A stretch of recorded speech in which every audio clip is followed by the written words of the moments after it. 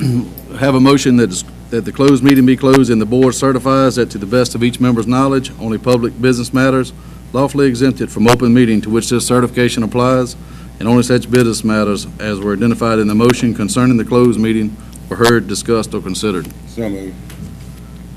Have a motion and a second. Ms. Gravitt, would you please certify? Mr. Greer? Yes, ma'am. Mrs. Tanner? Yes. Mrs. Hicks? Yes. Mr. Bullock? Yes. Mrs. Smiley? Yes. Mrs. Garner? Yes. Mrs. Flagstaff? Ms. Jones? Yes. Thank you, ma'am. I'd like to welcome everyone here this evening. We have standing room only back there. We're tried to make as many accommodations as we could, so just bear with us. But if everyone would please stand and join us in a pledge of allegiance in a moment of silence. I pledge allegiance to the flag of the United States of America and to the republic for which it stands, one nation, under God, indivisible, with liberty and justice for all.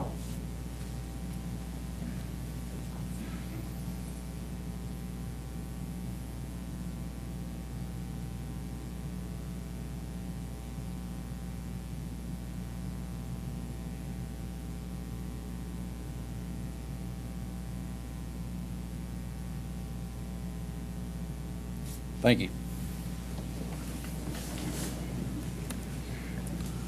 We're going to move right along with our agenda to try to hurry this along. We're going to move on to superintendent's report and information items. Ms. Crutchfield, I think you have some information for us.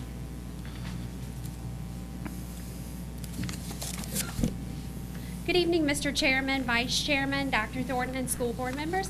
I am here for informational purposes concerning School Board Policy 7-511 regarding the local student wellness plan. It's been updated in your packet to include new regulations set forth by the Department of Education and the National School Lunch Program. Revisions have been made to include new guidelines such as using whole grain products, following nutritional guidelines by age group, abiding by the new Smart Snacks in Schools ruling, and also increasing breakfast participation through new and innovative ideas. As I said, the updated plan is attached in your board packet. We recommend that the school board adopt the updated local student wellness plan at the next school board meeting. Any questions? Do we have any regulations that were set by the federal government when they came in and looked at our food services plan this year about us having too many machines in our buildings and maybe serving too many sweets and canned goods, and are we addressing that? That's with the new Smart Snacks and ruling. We did have a federal review this past year. We passed 100%. There are, with the new Smart Snacks ruling, everything that's served out of the cafeteria, including vending machines within the school, have to be certified by our office to meet certain calorie restrictions, sodium, and other nutritional guidelines, including like whole grain and proteins. So everything has to be. So the students that don't want to eat lunch, that's healthy in the machine. So if they don't want to eat lunch in the cafeteria, they can buy their. They can't. Anything in the vending machine has to be approved by our office. So things like water, there's Propel, like Gatorade, certain things like that have to be approved before they can be sold in the vending machines. So nothing can be stocked in the vending machines like donuts, candy. It also affects fundraising in the schools. We can't buy like extra donuts or candy bars, and they sell them during school period. This new Smart Snacks ruling. Their school is defined, a school day is defined as midnight the night before till 30 minutes after the instructional day. So ours would be 4:05. Okay. After that, anything can be sold. And it doesn't include fundraising that is sold off campus, like some schools do pizza kits and things like that. Thank you. You're welcome. Any other questions? No one have anything? Thank you, ma'am. Thank you. We're going to move on to subject B, our language arts textbook adoption. Ms. Boswell, please. Chairman Pereira, members of the board, Dr. Thornton, in order to provide the most up-to-date English resources for our high school students and teachers, and in line with the superintendent's long-range plan to transition to digital textbooks, I recommend that you adopt and purchase Pearson Prentice Hall literature textbooks, which will include printed textbooks as well as 6-year online digital access textbooks for grades 9, 10, 11, and 12.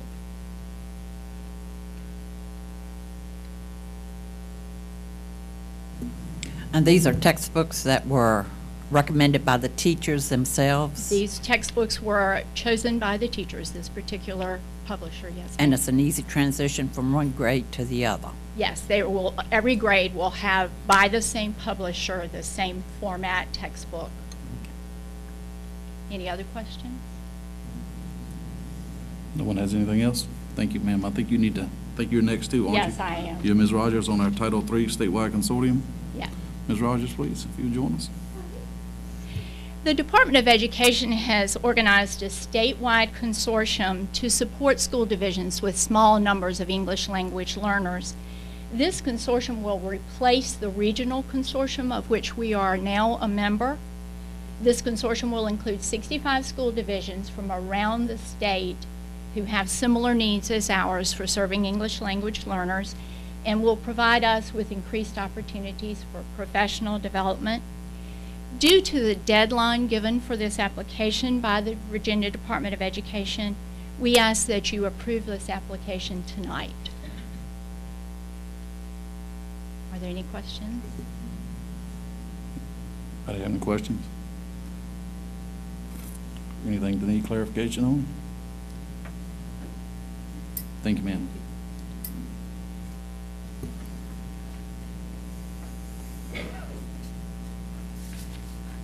We're going to move on to subject D.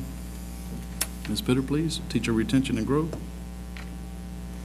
Good evening, school board members, chairman, Dr. Thornton. Thank you for allowing me to present about teacher administrator retention and growth. Just want to go over a few key points of why is retention important. We have invested a lot of time and money in our professional development program, and with our new teachers, giving them the professional development that they need. Y'all could move to the next slide. Thank you. Professional development is very important to provide that growth opportunity for our teachers to know what best practices are, to be able to give our students the best curriculum that they deserve. And when new teachers or veteran teachers leave, we must underfill that position with a new teacher that has not received the same training. Retention is also important because it provides students with a stronger and more consistent curriculum. It takes 3 to 5 years for teachers really to understand and know their curriculum. And with that longevity, it brings better instruction to our students.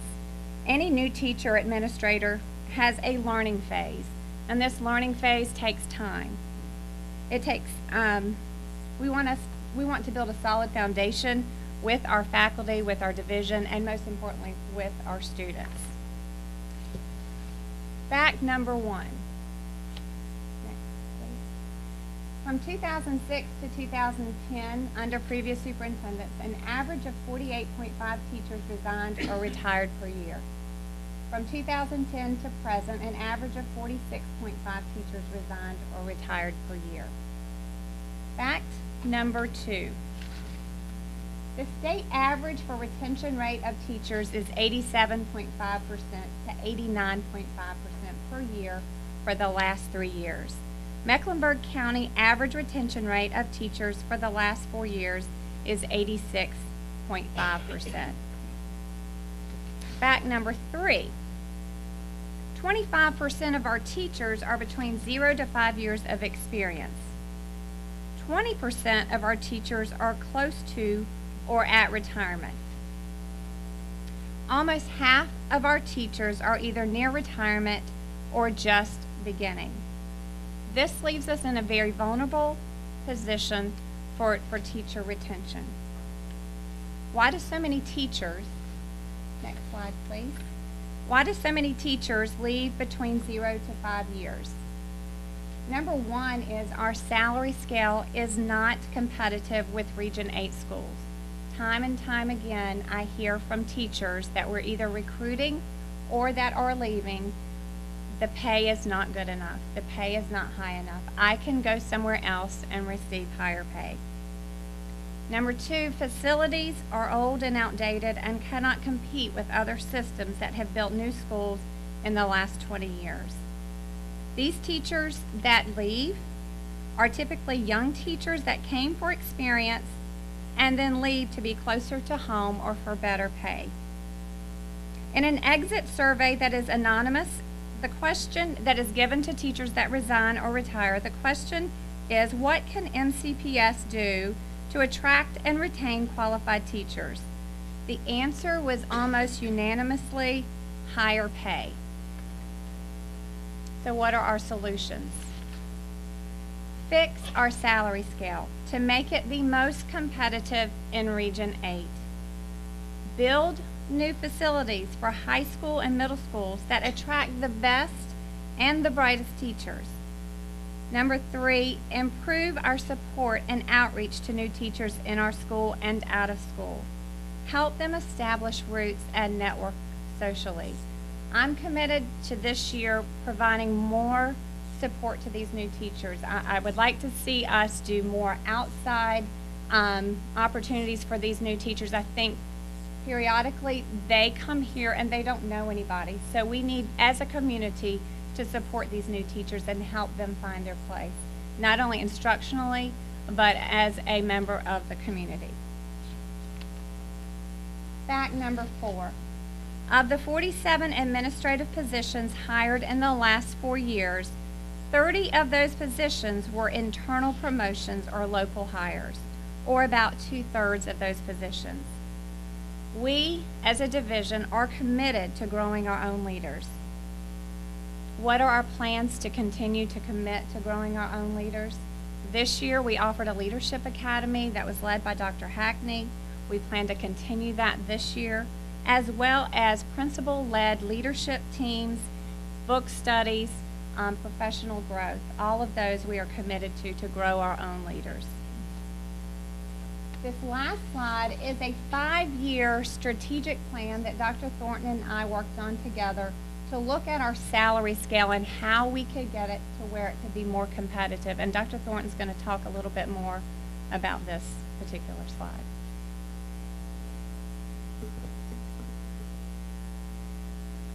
Okay, can you go back to that? Thanks. I know it's difficult to see, but what Ms. Pitter and I did is we took our current salary scale, and the dark gray column has how many teachers are actually on each one of those steps. And so it shows you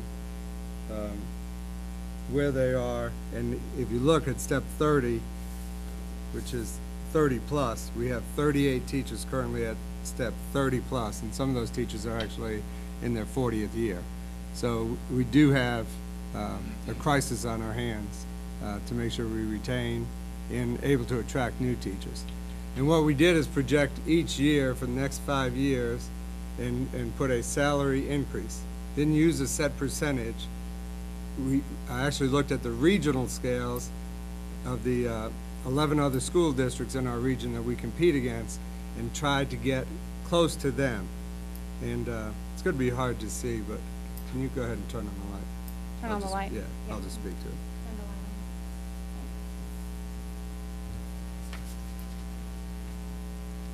on. What we did was, in year 1, which would be next year's budget, to move to that salary scale, it would cost $651,000. And we're doing a 5-year plan. We did get a salary increase 2 years ago, but you can't sustain when you give a raise every 7 or 8 years. You get behind everyone. So this is a sustained 5-year plan to fix our salary scales for our teachers. The first year, $651,000. The second year, $1 million, approximately. The next year, $411,000. The next year, $419,000. And the 5th year, which would be 2019-20, would be $642,000. So what we're talking about is about $3 million in operating funds over the next 5 years to fix the teacher salary scale. What we lost 4 years ago when we crashed and we got less state money, was about $4 million less in operating funds, and we haven't filled that hole.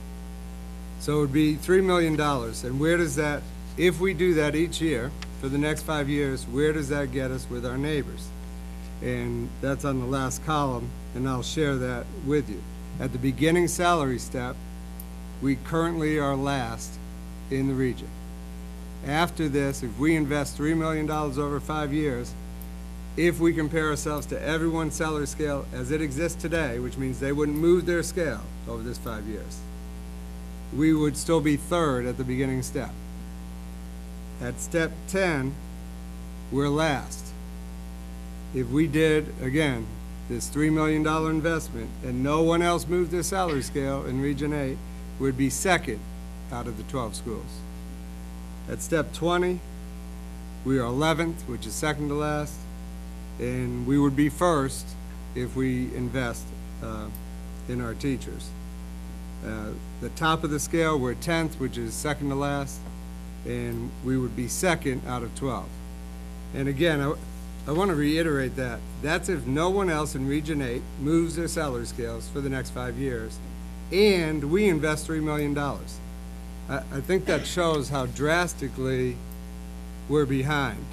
And I guess to illustrate that more, I have an existing regional comparison. And our 10-year salary right now only beats 4 counties' beginning salary in Region 8. I'm going to say that in another way. That means 7 other counties in Region 8 pay first-year teachers more than we pay a 10-year veteran in Mecklenburg County. That's a shame. And when you don't invest in your teachers, you're not invested in your children. The community has to get involved in this and has to know the facts. At a recent Board of Supervisors meeting, David Brinkley was quoted, and then was quoted in the Mecklenburg Sun, as stated that we need to tighten our belts. We are second to last in the state in local funding. There's no disputing that. 134 districts spend more local money on their schools than Mecklenburg County. I guess we could go one more rung and be last in supporting our schools. That's the only way we could tighten it, to become the worst funded school in the state. The Board of Supervisors did a teacher salary increase 2 years ago. Some of you may have remembered that. We actually had to march down the street to get someone's attention. And I was told at that time, never do that again. Well, a one-time infusion of money is not going to solve this issue, as you can see. That is why we're presenting a 5-year strategic plan to address the critical issue. Since I was told you better not march down the street again, we have tried to sit down with the Board of Supervisors through the Education Committee. And they wanted to focus on personnel, substitutes, and avoid the real issues of why the committee was formed. The committee was formed to talk about our operating budget. The committee was formed to talk about our inadequate facilities. We have all of our bills online. We put our budget online. Any one of you can go online to Board Docs and see every bill that's paid tonight. We are as transparent as we can be as a school division. We're hiding nothing. Where is the county budget in an age of technology? That's not online. Where are the county bills paid each month? It's in a consent item that no one sees. They have $9 million in a general capital fund. They have had surpluses every year. How much money has the county received each year from Microsoft? They keep expanding. Where is the money? Building prisons and courthouses is complete, I hope. Hope we're not going to build any more prisons and courthouses. How about funding a sustained effort to retain and attract the best educators?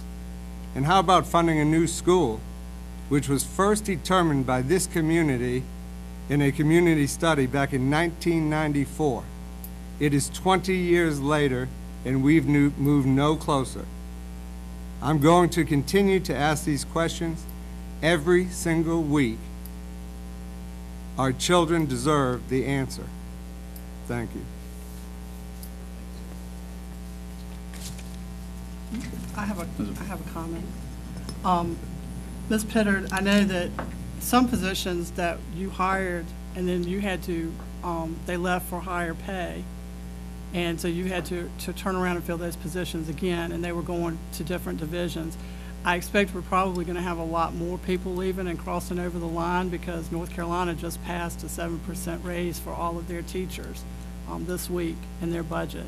So we really need to get on board and do something to be able to get teachers in here and to retain the ones that we have. Absolutely. It is urgent. I cannot say enough. And not everybody sees it, but I see it and I hear it from teachers every day. The pay is not high enough. They can go next door. They can go to now North Carolina, and and this day and time, you can't blame somebody that wants to increase their take-home pay for their family. We've got to do something to help attract and retain these teachers. How many teachers have we lost in the last month or so? I don't have a number. I mean, I could go back and count, but I don't have a number. But I will say of all of them that have left, it's been for either higher pay, a couple of them because they were moving closer to home and their family needed them. But typically they're going for higher pay. Comment? Yes, sir. I mean, I agree we have to do something about teacher pay and retention. I understand that. And I'm going to say something. You can go and ask it's like me going and telling my banker he's an idiot. I don't do that. I'm smarter than that. And you can't accuse our funding fathers of doing things wrong and then go ask them for money. That's just not the way it's done. And when Mr. Brinkley made the statement to tighten our belts, he wasn't talking about teacher salary. He was talking about trips and wasting money and spending money in frivolous ways that was not directed for teacher pay. And therefore, I think we've got to really be careful about how we approach asking for money. The taxpayers of this county want better for their kids, and I'm sure if they get behind this, our supervisors will help us with our teacher retention. But we have got to tighten our belts and stop wasting money. And that's my only comment.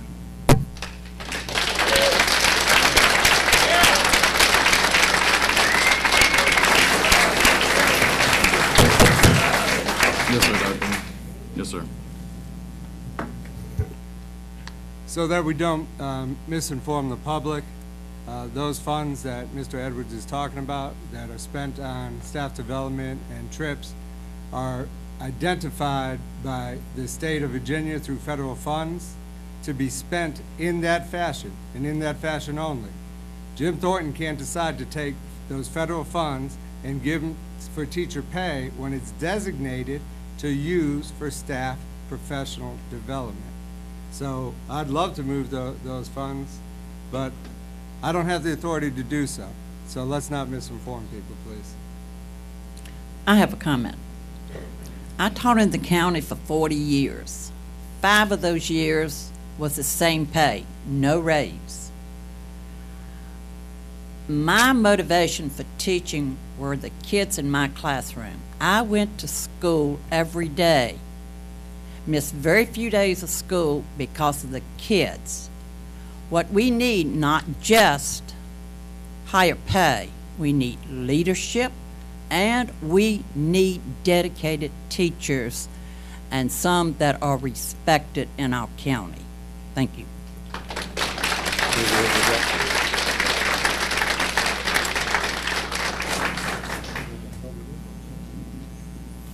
Do you have any other questions? Yes, ma'am. Anyone had more questions, comments? All right, Ms. Bitter, you got, I think you're next too, right? On review of VSBA policy? Yes, thank you. Each month, we have our VSBA policy that we're going to present a section or sections of this VSBA policy for the first read.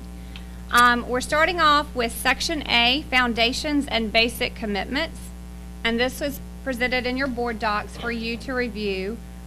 This section will replace corresponding sections in our current policy, which are sections 1-1.1 through 1-1.7 and section 2-3.1.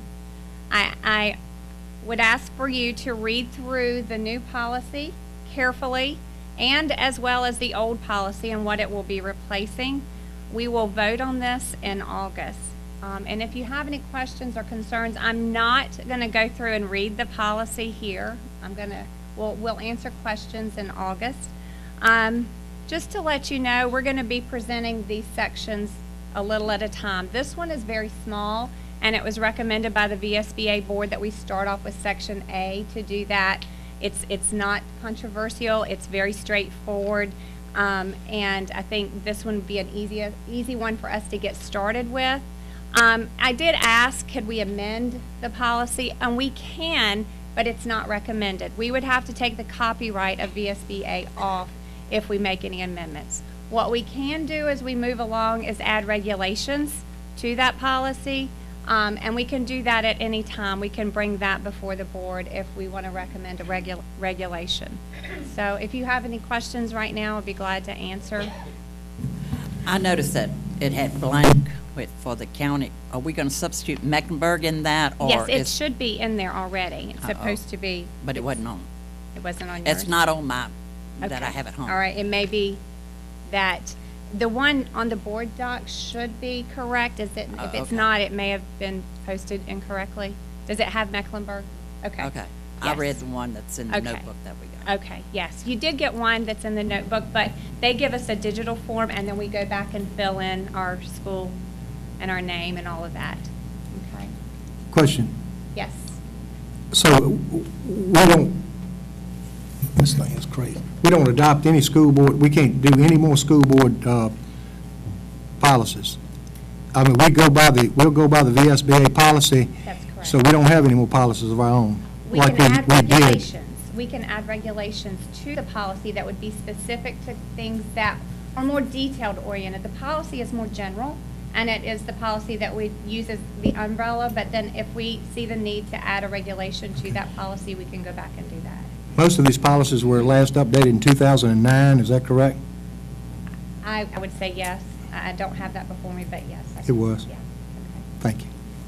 Okay. Any other questions? Okay. Thank you, Ms. Pitter. Thank you. Going to move on to subject F, our middle and high school roof analysis. Dr. Thornton, I think you have some information on that, please. Thank you. The maintenance department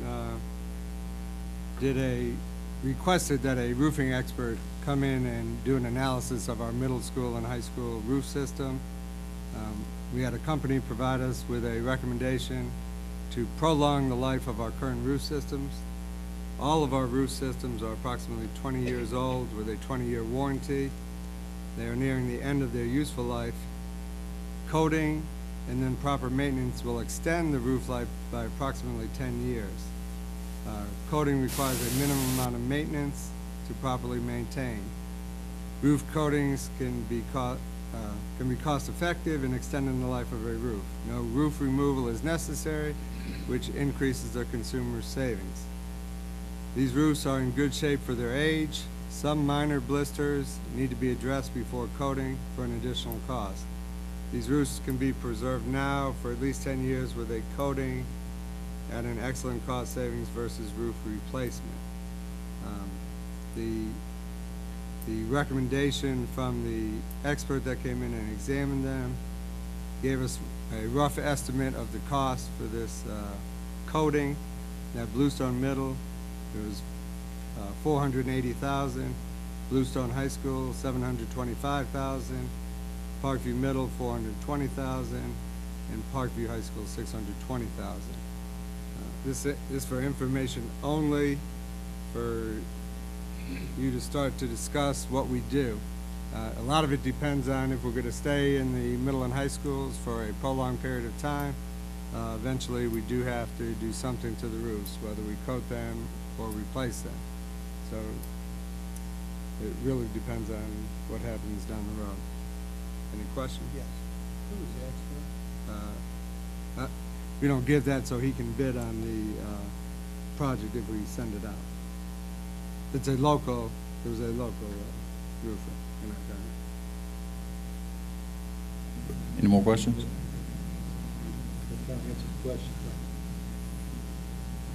All righty, we'll move on to no more questions. Like I said, that is not an action item, so we still got time to decide on what we're going to do with it. Anyway, move on to subject G, South Hill compressor replacement. Dr. Thornton, that's you also.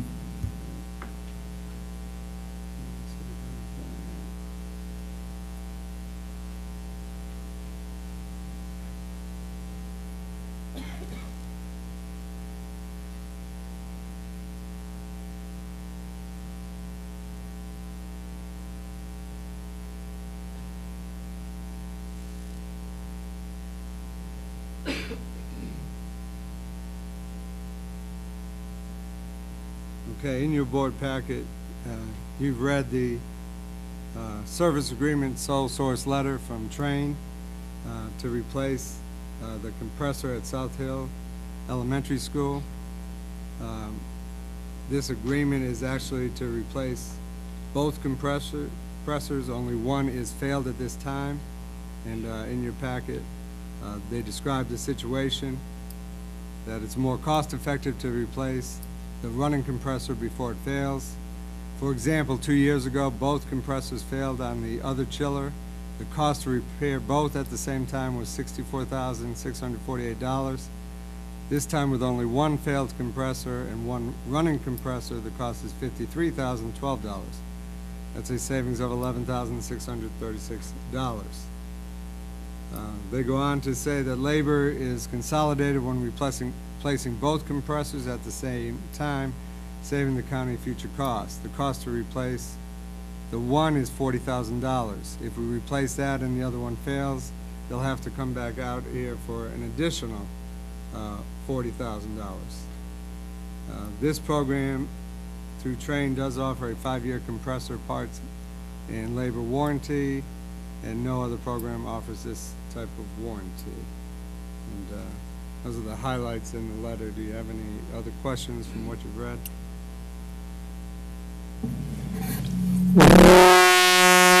Man, I love technology.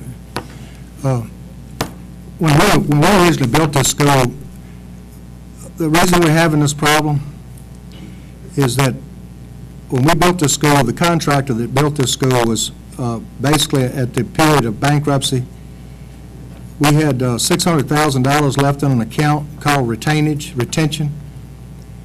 The chillers did not work at that time, and the reason is in the middle of building this school, we had a contractor that was putting in his chillers and his equipment, and Train came in and convinced our maintenance department that they could do a better job, so they mixed the chillers with somebody else's equipment. So we have two pieces of equipment in the school that really didn't do very well together, and the first set of chillers in there didn't run, I know, for the first 3 years. So then Train came back, and of course they were the only ones that can work on them. So on top of that, this school board, when a new board came on, voted to give that $600,000 back to the contractor that built the school before we got the chillers fixed or the roof fixed or anything else. So that's the reason we're having problems with these chillers. I don't know one cause from the other, but it's just a shame that we continue. This is our newest school, and we're doing more maintenance on that school than we're doing all the rest of them put together. It's kind of pitiful, but that's just my comment. I believe that the board voted based on the advice of the attorney we voted based on the advice of our attorney, school board attorney, to give the money to their filed a lawsuit.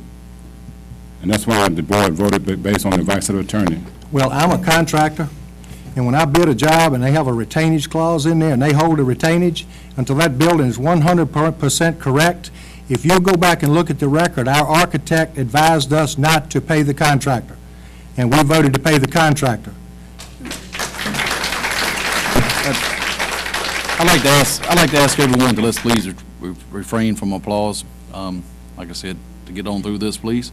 I sure appreciate it. Does anybody else have any Any other questions on this? As I remember, the lawyer advised us that it would cost more to pursue regaining. What is this one? Our lawyer advised that it would cost more to recover these funds than the money. And that's what he said would happen. So that's why. One more comment. How would a company that took bankruptcy before we paid him the retainage sue us? All right, we're gonna stop this. Yeah.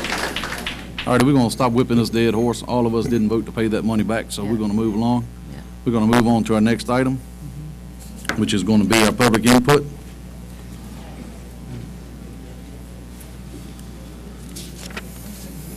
At this time, matters may be publicly brought to the attention of the board and administration. Public comments at board meetings is just one of many avenues for communication, and the board recognizes and appreciates the importance of input from and communication with the public we represent.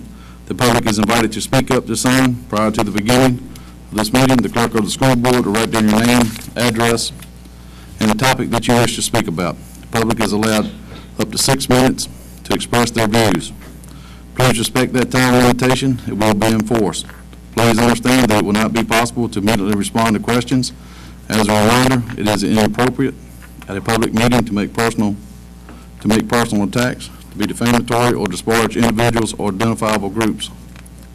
Again, also, I'd like to ask everyone to please refrain from applause or outbursts. And again, we welcome and appreciate your input. Prior to beginning your comment, please state your name to the board. Ms. Rabbit? I would like to call Ms. Wendy Thompson, please. Wendy Thompson.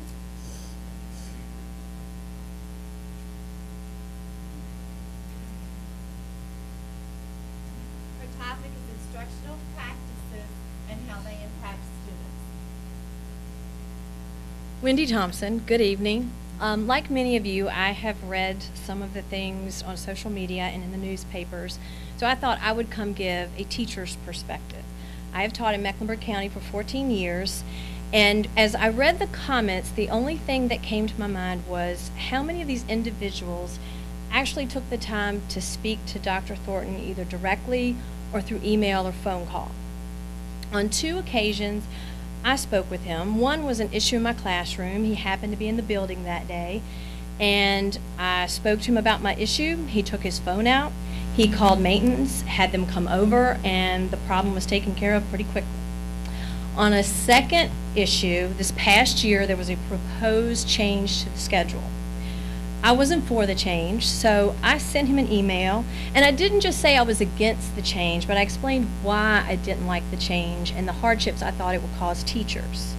Other teachers in my building also sent him emails, and the change did not go through. So I have to assume that he did take our opinions into consideration when deciding the new schedule. Project-based learning. I understand people have concerns with it. Last year I had my own concerns with project-based learning when it was fully implemented at my school, but I decided to have an open mind. And after 1 year of teaching, I have to say my involvement with project-based learning has been overwhelmingly positive. There are a lot of concepts that students have a hard time grasping, and so I decided to put these concepts in projects. I have to say, when it was time to review for SOL test, I simply just pointed to the projects up on the walls, and the children just told me the information back to me, and it flowed through them like water through a faucet. They really did retain the information, and I have to think that the projects helped them do that. That leads me to test scores. I understand scores dropped. Year before last, they did drop, and this past year, my scores went up. The only change was project-based learning. That's the only thing I did differently. The kids are having a harder time with the technologically enhanced items on the test. They are new and they are tricky. We are trying to help them learn how to maneuver through these questions as best that we can, but like anything that's new, it takes time. I liken it to if Major League Baseball changed the ruling instead of having 3 strikes at bat to just 2 strikes. Players can still hit the ball, but it's going to be harder for them to score, and especially high-scoring games, when they have an extra hardship against them. But they will learn how to catch up, and our kids are going to catch up too. And that leads me to my final point. I don't know that students read the newspaper, but they do listen to adult conversations, and everyone is entitled to their opinion. But if we could please be positive about our kids and our schools and our teachers, because we are working very hard, and our kids are doing a great job, and they are wonderful students. And I implore people to come visit and see what we are doing, because I am sure that if we are positive with our kids, they are going to show us great things in the future. Thank you. Thank you, ma'am. One thing I forgot to mention, as we get down and count down to 6 minutes, I'll let everyone know when they have 1 minute left so they can wrap up. So I just forgot to mention that a second ago. Ms. Gravitt? Mr. Chris Coleman, advancements at Bluestone High School. I'd rather start talking from here to me alone.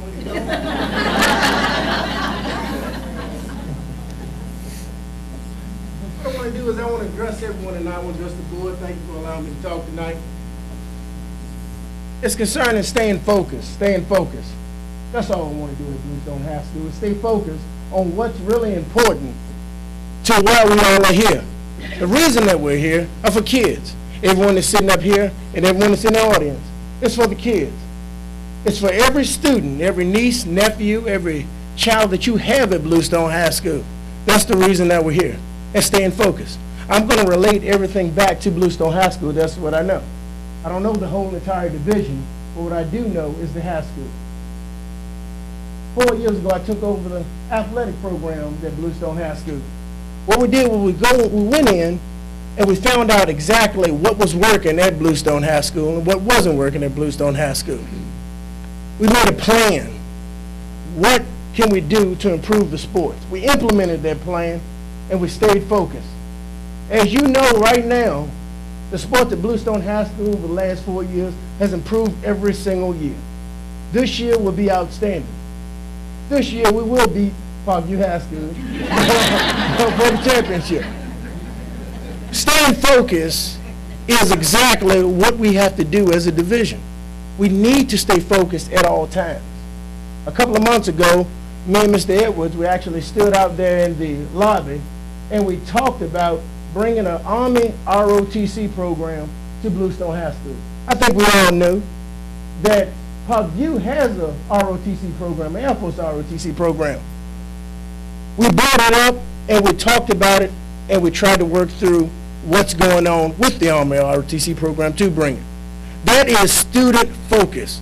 We must stay student focused at all times. Anytime we get into a lot of the, what I'm going to call drama, we take away from what we're really here for. And what we're really here for is just student focus. The last thing I'm going to tell you about is at the beginning of the year, I became the principal at Bluestone High School in May. I became principal of Bluestone High School overall. One of our major focus areas was math. Once I took over at Bluestone High School, the actual SOL had changed over, of course. Scores were a little low, and we were under academic review. What I did with the math teachers, I took them in a room. Miss Lucy McCall was the department head, and she can tell you exactly what I said. I told them, do not focus on the fact that you may be fired for this, may be fired for that. No, don't focus on any of that because I have to say so on all of that. And that's not the key. The key here is student focus. For 1 year, I want you to focus on students. I want you to focus on exactly what's going on in the classroom, every single student. Without that outside force focusing in, telling them you gotta do this, you gotta do this, you gotta do this, you gotta do this. Without that outside focus, they were able to focus on the students. As you've seen right now through the AMO reports and everything, Bluestone High School has increased. They have actually built a platform that they will increase every single year. As the public and as a division, if we focus on the students and we take out all of the drama that we're having on a daily basis and really focus on the students and what's going on, there will be an increase. There will always be an increase because each and every employee of Mecklenburg will be able to act as a professional, just as we did at Bluestone High School. I promise you, you will continue to see a doggone increase at Bluestone because they're treated as professionals. If the board looks at the school board office in the same light, not the outside pressures, not the outside dramas, not any of that type of stuff, I promise you, there will be exactly what we're here for. Student increase. And Bluestone beating Parkview that night over the game. Student focus. Let's erase everything. Let's get behind the students. Because once again, that's what we're here for. The students and student focus. You have 1 minute, Ms. Coleman. That's right. All right. I want to talk about how great Bluestone is, but I'm not going to just continue to talk about that. Student focus. That's my main theme here. Focus on the students and let's get rid of all of the drama, everything else that is going on. Focus on the students, and I guarantee, you said it one time and I said it again, we have great teachers here. A lot of my teachers in the math department, yes, they had other ways to make a living. They could have left. They had other individual counties asking for them to come. They stayed. They stayed for a reason, because they love Bluestone. So let's give them the same respect, and let's give the school board office the same respect also, to allow us to do our job as professionals and focus on students. Bam, bam.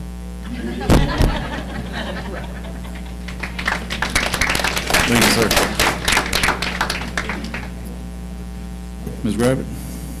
Mr. Coulter Powers, his topic is contract renewal. Hello, board. I thank you for allowing me to speak this evening. Hello, audience. I thank you for coming out and, everything else. Hello, my name is David Coulter Powers, and I'm a recent graduate from Parkview High School. My first concern this evening is the majority of our school board in general. The school board is supposed to be a system of individuals that acts upon the constituents' interests in education. Most of the individuals in this particular school board do not do that. The general public in Mecklenburg County is strongly against Dr. Thornton and especially against the renewal of his contract. There are many reasons that the public and myself feel the contract should not be renewed. These reasons are as follows. Number one, Mecklenburg County Public School Board released a series of SOL scores recently showing growth in the last year's SOL scores. From what I have heard, these scores are not factual and were estimated by some members of the school board. Number two, the loss of our experienced teachers due to intimidation from the school board has assisted greatly in decreasing our county's real SOL scores.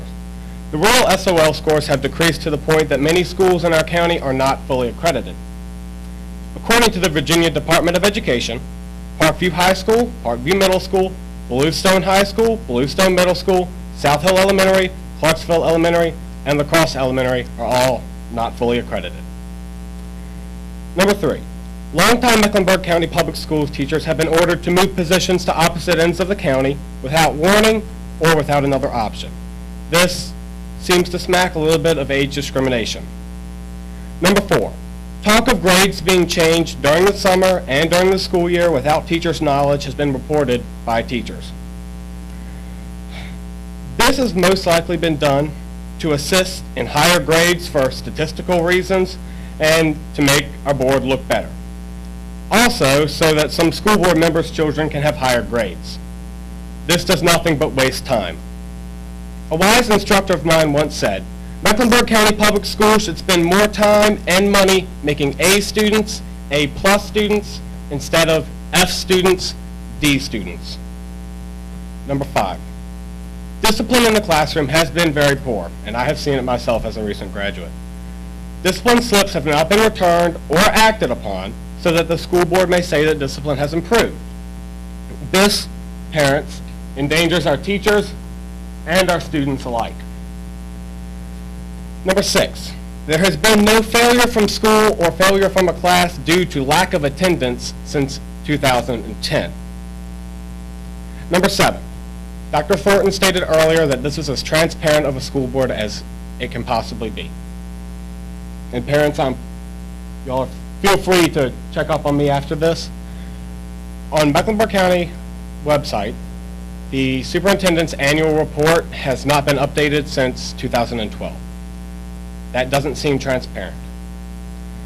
Some of the facts that our school board has recently presented in rebuttal to public doubt look good on paper, making the school board and the county's performance statistics look really good. However, the bottom line still remains. Renewing Dr. Thornton's contract, being against the majority of the public's interest, will do nothing except put more years of damage to our already totaled school system and will severely lower your personal public approval in the upcoming election.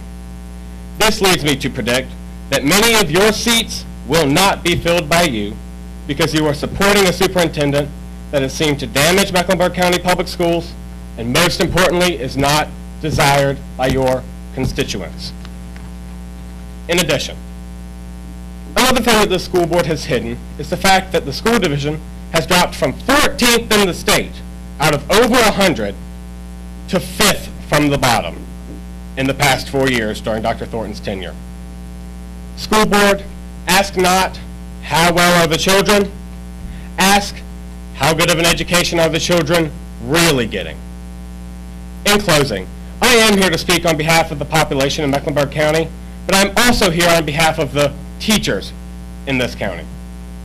Our superintendent and many of our school board members have intimidated this county's teachers. Many teachers feel as if they will be demoted, moved, or even fired simply for attending this meeting. If the morale of our teachers is that low, there will be no progress in Mecklenburg County Public Schools. The school board has referred to Mecklenburg County Public Schools as one team, as stated on the banner behind them. This team consists of players, which is our teachers, and a coach, which is our superintendent. In sports... You have 1 minute, sir. Thank you. This team consists of players, which are our teachers, and a coach, which is our superintendent, as I've stated. In sports, when a team loses successfulness, you do not fire the team, you fire the coach. Thank you.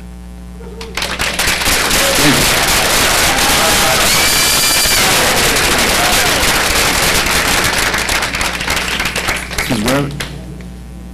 Ms. Kelsey Thornton, student voice. Hello, I'm Kelsey Thornton. I know my father did not want me to speak and that most people would discredit what I have to say because Dr. Thornton is my father. However, I just spent 2 days in our nation's capital. As I stood in front of the Bill of Rights, I understood that I do have the right to speak, and I choose to. As you can imagine, I know Dr. Thornton quite well. One of the constants in our house is my dad sitting at the kitchen table on a laptop, constantly reading, researching, and talking to Mrs. Hackney, Miss Somerville, and other superintendents in the state about how we can improve our schools. Another experience my brother and I live with is the seemingly endless nighttime phone calls discussing how to raise expectations for all students. I know of my own experiences in Mecklenburg County schools over the last 4 years. I know that I was enrolled in honor classes that did not challenge me. I know I had way too many fill-in-the-blank tests and multiple choice quizzes. At the time, I wasn't as concerned. But when I got ready to go into the governor's school, I was panicking about the challenges ahead, and was I ready? I have had to work tremendously hard and change all of my study habits since entering governor's school. I realize now why my father is so passionate about having high expectations for every child. I realize that the exposure to working in groups and being allowed to be creative and explore and even fall down and fail is so important to the learning experience. I have teachers in Bluestone High School who have embraced deeper learning and are challenging me and letting me be creative and letting me be free to learn.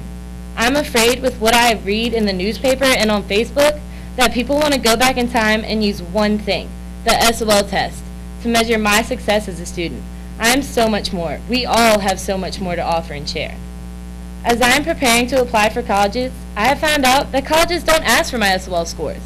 However, they do ask me to write essays that give them a glimpse into what makes me tick. The SOLs have not prepared me for these essays. However, projects like my interpretation of Edgar Allan Poe's The Raven in Miss Beck's 10th grade English class have prepared me and give me and my classmates great topics for college essays. I have asked my mother, who employs lots of individuals with and without college degrees, if future employers will ask what my algebra SOL score was when I was in high school. The answer is obviously no. Imagine if our total success at our future jobs was measured by stopping and taking one test in one given day. I read the papers and I see that the state is reducing the number of SOL tests, and they are looking at new measures for students. How sad is it that we are looking to the past and are judging the strength of my learning and the learning of all my classmates by one moment in time? Speaking of college, in May of 2015, I, along with 50 other seniors from our county, will receive my associate's degree from Southside Virginia Community College. Right now, I am in a race with my older brother to be only the second Thornton from our family line to be awarded any sort of college degree.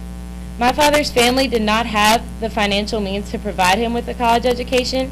He worked his way through 3 degrees and has worked with SVCC to help many of us in the county get an associate's degree while still in high school, because he knows that any degree post-high school leads to better employment opportunities and college educations are expensive. He wants as many of us students who want to attend college to have that chance and for money to be less of a factor in that decision. I am optimistic about the future of Mecklenburg County Public Schools. Let the teachers be creative. Let the students be creative. And let the future of Mecklenburg shine bright. Thank you.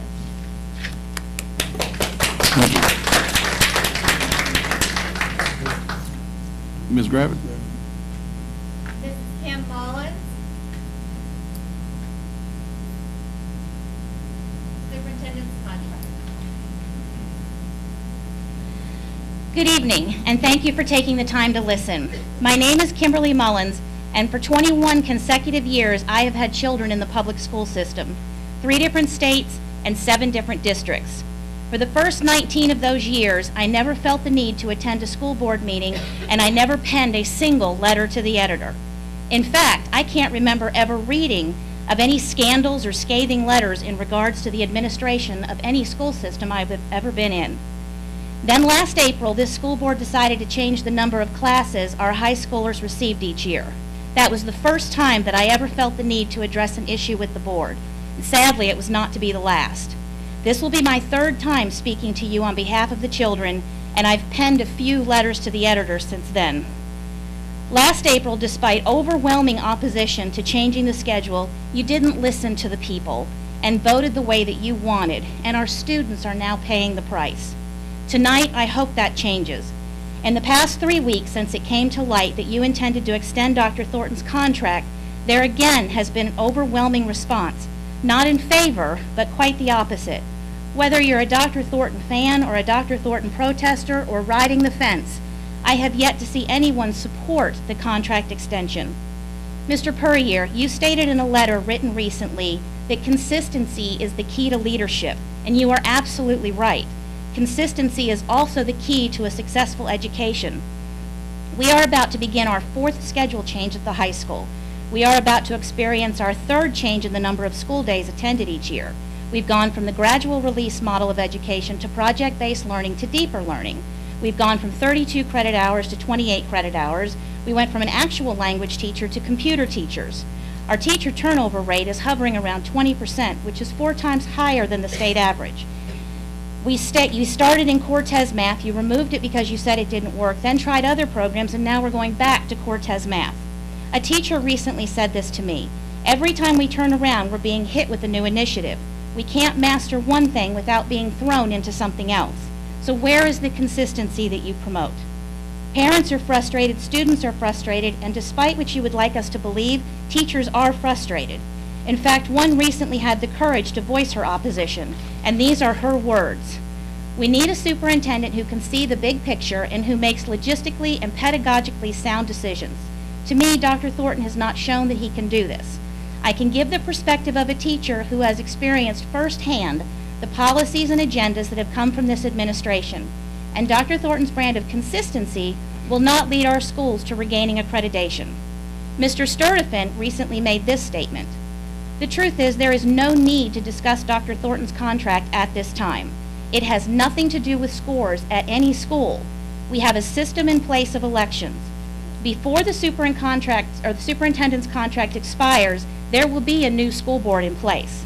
Let's not make it a decision now. Leave that up to the future board. I believe in our system of elections and the will of the people, and maybe you should as well.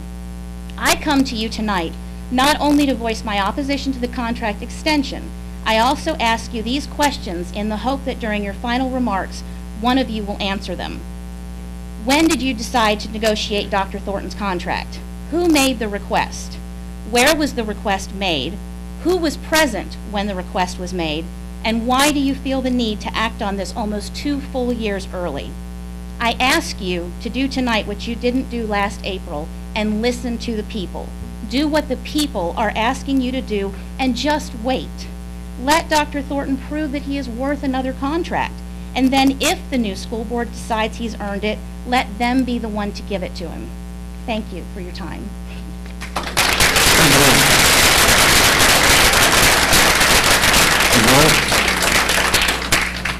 Mrs. Christina Sandiford, accreditation of schools and SOL schools. My 6 minutes is going to be really quick, because between Colton and this young lady, I agree totally with what they have said. I would like to know how you took all accredited schools and you're down to nothing now. How you took schools that were in the top 20% to we are now 100. How our SOL scores have dropped. Why you want to give Mr. Thornton another 4 years when he has 2 years left on a contract? Who does that? Nobody in business gives somebody a 4-year contract when they still have 2 more years left. Anything can happen in that 2 years. Hopefully in November we will have a whole new board, or some new board members who don't need favors to get their job done. You're right up there listening to the people. This is who you need to listen to. This is what your job is. It's not what you want. It's not where you want to go. How do you expect to build new schools when you don't have any jobs here? How do you plan to bring jobs to this area when they look at our schools and go, what do we want to bring our kids there for? What are they going to learn? How do you explain doing that? You cannot build schools without government funding. No government funding is going to come to schools where we have dropped from 15 to 100. Now look at all of this. You are grown adults. You're up there picked by the people to look out for our well-being of our children. You're not doing it. You have a child. You taught school. You were one of my teachers in excellent biology. You're not looking out for the children. You're looking out for what you can do, who your friends can get a contracting job for. You won't answer a question of his because you don't want to answer it. We cannot hire everyone's friends on the boards to do a job. We cannot get all of our friends jobs as teachers and principals or bring other teachers from other communities that we want to teach. Our teachers are leaving by the handfuls. Excellent, good teachers I have seen leave and cried because I wanted them to teach my child. You get new teachers with no experience and you expect them to learn all this stuff as you don't know what plan you're on. Flip-flopping back and forth between math and this math and that math and teaching them on computers. My kid doesn't even write notes. He gets copies, cuts them out, glues them on a poster board. I wrote notes. I know how to do cursive. My child's in the 4th grade. I'm teaching him at home. My child has gotten straight A's because I work 3 12-hour shifts on the weekend, so I can be at home with him Monday through Thursday to do homework and go on Khan Academy and get things that he's not getting from schools, that you won't let the teachers teach. And I don't know how we don't have enough funds, because we don't have any substitute school money, we don't have helpers for the class to help the kids that need it. Why don't we have funds? We have funds to buy county new cars to ride kids to school because they can't behave to be on a bus. I'm saying exactly what the public wants to say, but I'm not scared of any of you. And I know most of you. Your mama taught me in Sunday school. Accreditation. Everybody has to be accountable for every action that you do. And is that why you want a 4-year extension? It's because you're scared the new school board is going to come in and get rid of you? Get rid of some of your school board members? Well, here's a news flash. I'm going to be outside with paper and pen, that anybody that wants to put their name on a petition, if they let a 4-year contract go through to you, I'm going to get a petition up, I'm going to send it to Richmond, and I'm going to ask that the school board be removed, and everything that's been happening is being investigated. You have 1 minute. I don't need any more. Okay, I have 57 seconds. Go ahead. Well, everybody here on the school board. What's the motto? Well, you think these children are okay. He wants to know how well. He wants to know how well are the children. That's your motto. You're not looking out for the children. Thank you. Ms. Brown? Miss Cherie Nielsen, Superintendent's contract. Hello, my name is Cherie Nielsen, and I'm a Brunswick County resident. The reason I'm addressing you is because I'm taking the outside viewpoint and looking in. The reason I came today was because I really truly want to know where the school board stands and why the contract is being renewed 2 years prior to the contract renegotiation. I understand that everybody wants to take advantage of consistency. My concern is this is a little too soon. Not saying that it is the wrong idea to keep Dr. Thornton. I don't have enough facts. But what I do know is I want consistency for my children. I am an out-of-county, I can't vote for you, but I have to say, I have to put my trust in you to make the best decision for my children that I'm paying to come here. So I ask that you convey to the people tonight why this is being done. Thank you. Thank you, ma'am. Ms. Brown? Michael Camden, New Beginnings.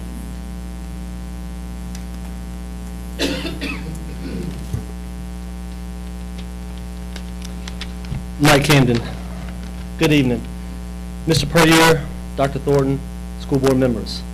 I want to say thank you for allowing me to speak tonight. Throughout my years in Mecklenburg County, I have witnessed many wonderful programs implemented within the school system.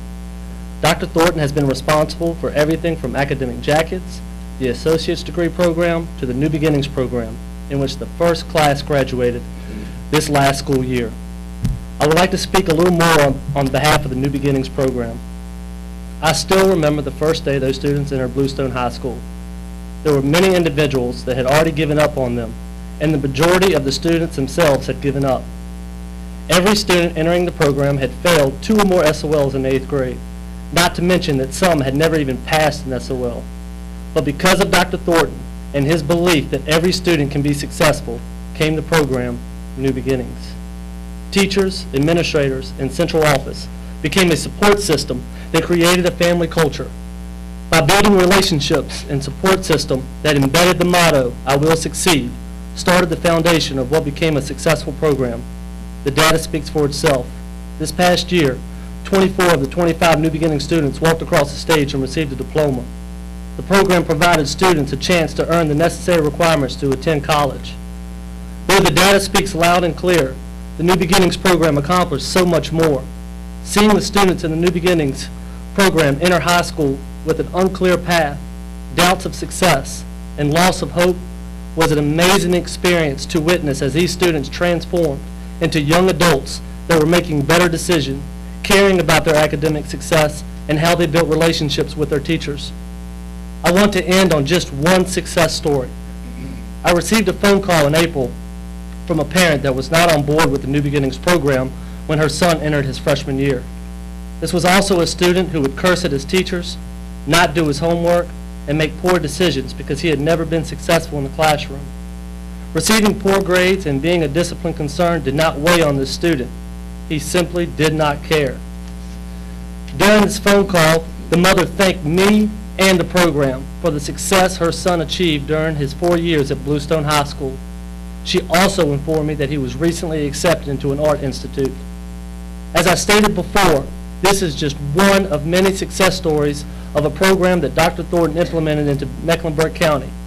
This program has changed so many lives and has given so many opportunities when those opportunities seemed impossible before Dr. Thornton was hired.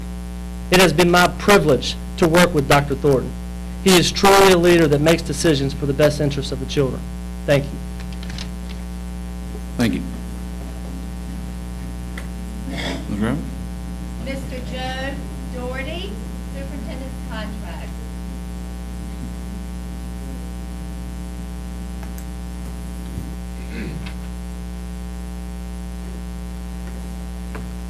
Mr. Pullier, Dr. Thornton, and the board. My name is Joe Doherty. I live at 65 Elm Place, Merrifield, Clarksville, Virginia. I'm originally from Lynchburg. I'm retired military, and I'm retired from the largest county in the lower 48 as a communications director and retired as a businessman. And I wanted to ask you all a question, but since you can't reply, I'm going to have to turn that question into a statement, I guess. But my feeling is, and it's true in business or anywhere else you go, you don't renew somebody's contract when the old contract isn't up unless there's a valid reason. And my question was, what's the valid reason? And since I can't ask that question, I guess we're just going to have to get a new school board so that we can find out the answers. Thank you. Yes, sir. Yes, ma'am. Ms. Gravitt? Ms. Jennifer Elliott, teacher's point of view over school direction.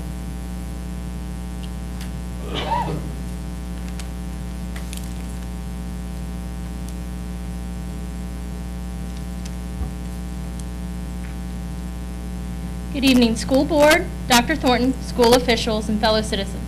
Thank you for allowing me to speak here this evening.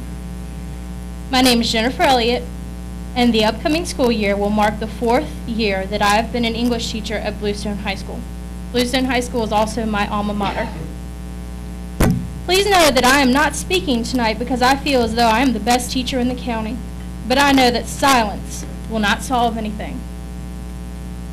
Chairman Preyer, you've cited a need for consistent leadership. I too crave consistency from our leadership, but I must admit there has not been much of it as of late. This year's high school bell schedule marked the 3rd that I have encountered in the last 4 years. Last year's schedule was a logistical train wreck from the start, and the teachers without PhDs recognize that. How can we place our faith in a superintendent who does not possess the foresight to anticipate problems like that of last year's schedule? There is also a lack of consistency when it comes to developing a successful plan of action in terms of accreditation. Rather than proactively and collaboratively focusing on the SOLs, released items, and curriculum, teachers spent time in morning meetings drawing their daily tasks on paper plates so that we could all see that our plates were full, throwing paper balls at each other, and probably using enough giant Post-it notes to cross the old Clarksville Bridge and back again. Such activities apparently are costly. I don't see how that happens. Such activities take focus away from accreditation and serve as distractions. Additionally, 7 days at the end of the year were put aside to develop one project for the next school year. 7 full days. Couldn't that time have been better put to use by working with the standards of learning? Also, I know a teacher who asked to skip the mandatory picnic to stay at school and work in her classroom. This request was denied. I'm pretty sure that time spent at school would have been more productively spent than eating grilled chicken. Do not mistake this observation for a lack of gratitude. I am very grateful. But with the current state of affairs, focus needs to be placed solely on accreditation. I hope we all know what accreditation means. If we lose it for enough consecutive years, the state will come in. What do you think they're going to do? They're going to turn everything upside down. The school board, whoever may be in these seats in the next years, will have no authority. That's what's going to happen. Dr. Thornton, you seem to focus much of your energy on building new facilities. Also, Chairman Pryor noted your ambitions to include music and STEM programs at the elementary level. These are wonderful ideas, but these should be placed on the back burner until all schools are fully accredited. Dr. Thornton, your teachers are busy pouring the foundation, and you are down at Morning Stars picking out curtains. Accreditation is paramount, and these special programs will probably be the first to go when the state takes over, leaving the county with the makings of a symphony and nothing more. Dr. Thornton and school board, please recognize the priceless resource that our teachers represent. There are educators in this room tonight who inspired me to become a teacher. Educators who have demonstrated and demanded and gleaned excellence from students for over 20 years. Trust your teachers. Your administration team hired them because they possess instructional instincts, pedagogical prowess, and educational expertise, and that's alliteration if you didn't know. Let the teachers of this great county do their jobs, and you will see an increase in test scores and the return of fully accredited schools. Before I end, I wanted to address something Laura Pittard said about teacher accreditation. I'm sorry, not teacher accreditation, teacher retention. There are teachers who would leave this county in a heartbeat for half of their pay to get rid of the constant fear that they will be moved across the county, that they will be unfairly scrutinized. It's not about the pay. If you think it's about the pay, you're crazy. It's about the way that we're treated. Bluestone High School has a team that is there for morale, a morale committee. I wonder why that is. It's because we need it. We're not getting the morale and the back that we need from our school board. You have 1 minute, ma'am. Thank you. I have one more thing. I was adding some notes while people were speaking. There's going to be another change in the high school bell schedule. Just wanted to let you all know. After the first day of school, everyone's going to realize once again that we can't have 3 lunches because we have too many kids. But I'm pretty sure that's just going to serve as fodder for Dr. Thornton to say we need a new facility. Just wanted to give you all a heads up. Thank you.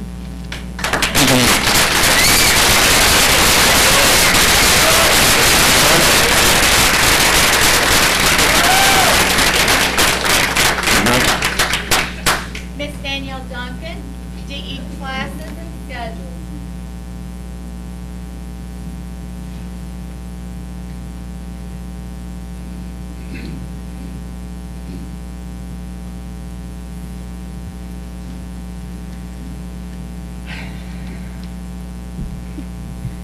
My name is Danielle Duncan, and I am a senior at Bluestone High School. I have been working towards a DE diploma for the past 3 years. A requirement of this diploma was physics, which we have lost a teacher, so that is no longer a requirement. I am also having to choose between calculus and band. Band is a dedication. You have to be dedicated to be in band. It's not a class, it's basically life when you're in it. It teaches you teamwork, it teaches you leadership, it teaches you that hard work can achieve success. But I'm having to choose between a calculus class and band. Both are very good for me and for my future. With the loss of accreditation for the Mecklenburg County Public Schools, any extra classes that can help me, I need to take. College looks into the loss of accreditation, so any extra classes would help me. The signs on the wall back there say, "Believe in you." I can't believe in myself if I can't get the classes I need.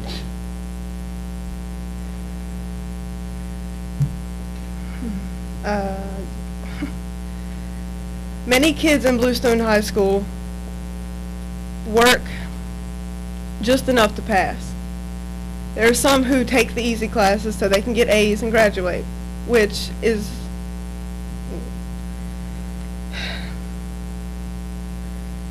those like me and these two standing beside me, we want to achieve more, we want to push through, we want to challenge ourselves. I want to take calculus so that if I have to take it again in college, that's okay, because I will have a basic understanding of how it works, so it's not going to be, I'll have more knowledge than I could have if I did not take it. But dropping band after 3 years of taking it, working towards being a captain of my color guard team, it's a difficult choice to choose between your future or something you have been dedicated to for your last 3 years of high school. I really don't want to have to make this choice, but the change in schedule has forced me to make this choice.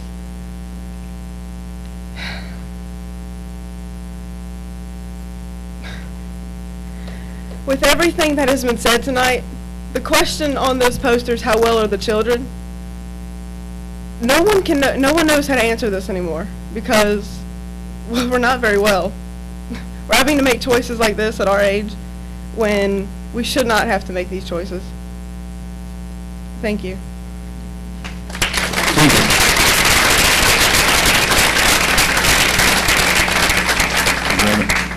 Mr. Todd Muller, MCPS Focus on Students.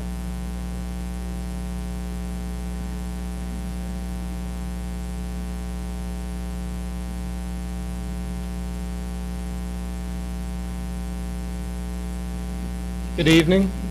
My name is Todd Muller. I am the art teacher at Bluestone Middle School. And the first thing I want to say is thank you to my students, because it is my students that have given me the courage to stand up here and talk to you and talk to in front of a lot of people that seem to be on emotional edge. And it is through my job that I do with them that gives me the courage. On the back wall is a mosaic that I had done with project-based learning students. And with those students, I worked with them to have the courage to come up before you, before a crowd of people, and talk about what they learned. And I can't encourage them that it's okay to come up and speak if I don't come up and speak. Those same children that spoke also before the Board of Supervisors about what they learned in my classroom, they did a very good job.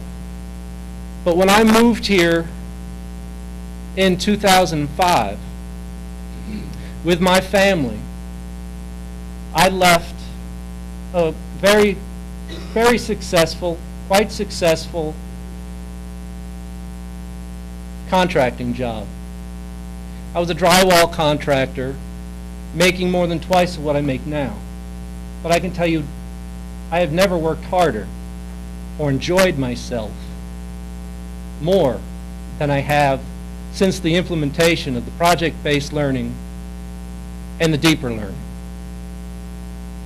And it's that I say when you realize, yes, I have trouble paying my bills because of what I get paid. But I love what I do, and that's why I do it.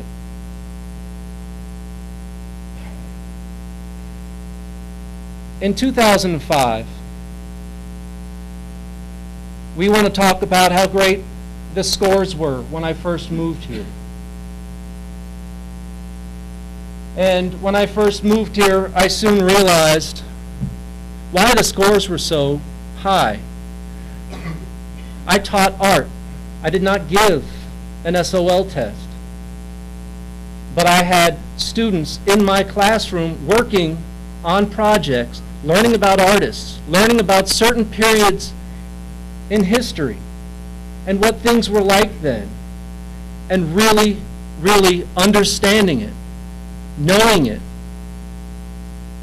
And towards the end of the year, many of those students that I thought learned so much were sitting in my classroom for me to babysit because they were deemed not good enough to take the test.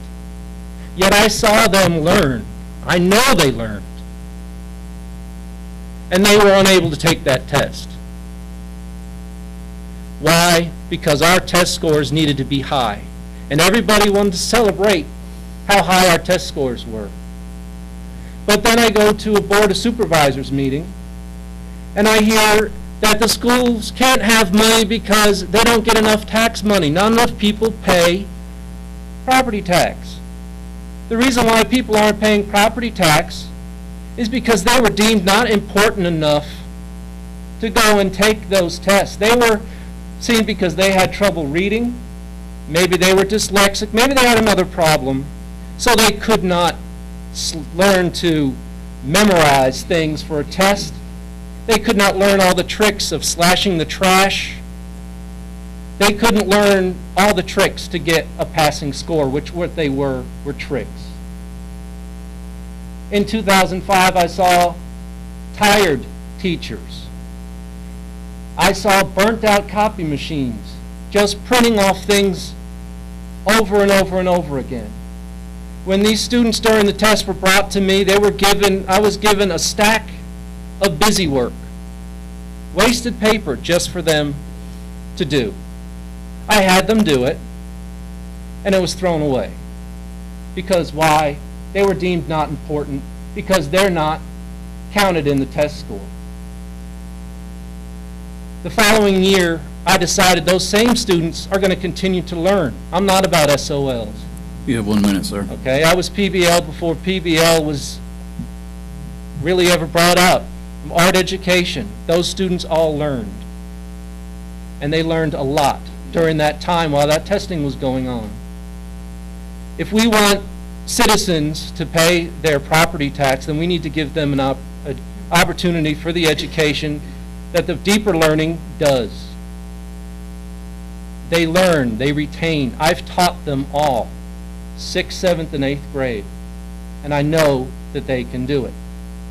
Maybe they are not the greatest at just memorizing things for a test that they can forget later, but it'll get in their long-term memory. They will understand. I still see them, they thank me, and I thank them for giving me the courage to speak up in something I believe in, and I believe that we are going in the right direction. We need to continue to go in that direction. I've seen enough change since 2005. Your time's up, sir. Thank you.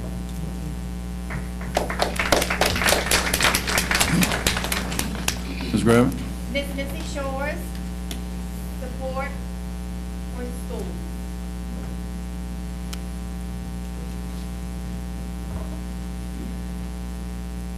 Good evening. I'd first like to thank you, the members of the board, Dr. Thornton and Mr. Pryor, for the opportunity to speak. I have been reading the newspapers and the comments on Facebook concerning our school division and the performance of our schools. I understand their concerns regarding accreditation and take very seriously my responsibility to lead Bluestone Middle School to full accreditation. Faculty and staff are working very hard to provide sound instruction and learning opportunities for our students, and I'm very proud to work with such a dedicated group of educators. I think that it is important for all of us to understand that the current climate is not conducive to building strong relationships between communities and schools. In the past few days, I've been speaking with some of the teachers, and they do not feel supported by the community. A common message is that they are afraid to voice their support of what we are doing out of fear that their neighbors and other community members will question them or make them targets. It is important to realize that children hear and read what is said. Whether intended or not, the nature of the comments being expressed undermines teacher credibility with their students. And that was a comment made to me this afternoon by one of my teachers who could not be here. We have committed ourselves to improvement. We are tasking ourselves with providing an educational foundation that will lead to student success. We have accepted the challenge and are moving in the right direction. In 2013-14, this past school year, we made a 9% gain in 6th grade reading, a 13% gain in 6th grade math, 15% in 6th grade history. In 7th grade, we gained 12% in reading, 23% in math, 13% in social studies. These are grade levels in which PBL has been fully implemented. However, this is not enough. We all realize that we cannot stop or pause what we are doing. It is not enough to focus on just the top students, because in doing that, we're leaving other students behind. So we need to make sure that we lift up and support all of our students. Our students are doing some really remarkable things. They're speaking in front of groups of their peers and other adults in the community, sometimes even large audiences. They're interviewing members of the community. They're visiting nursing homes, and they're presenting gifts to those people in the nursing homes. And then there was the Small Acts of Courage program that was held at Bluestone Middle School that recognized the West End High alumni. We are more than just brick walls that house students and teachers 7 hours a day. We are an organization tasked with preparing our children for the future. We accept this challenge. I encourage you to come to Bluestone Middle School. Sit down and discuss some of your concerns. Visit some classrooms. Ask any questions you may have. Our job, my job, is to serve the community of which my school is a part. Thank you very much. Thank you. Ms. Gravitt? Mrs. Sylvia Edmonds.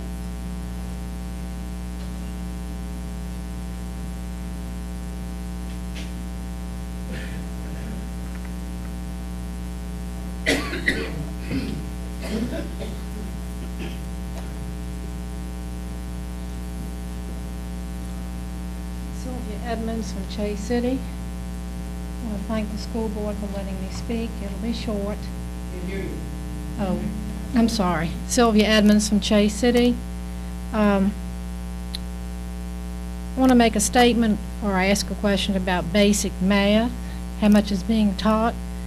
I had occasion this past week to be working and talking with a Bluestone Middle rising 8th grader. We were talking about working in an hour. I said, it's been 20 minutes, and the student said, so another 20 minutes will be an hour. I said, no, it takes 3 20 minutes to make an hour. Enough said.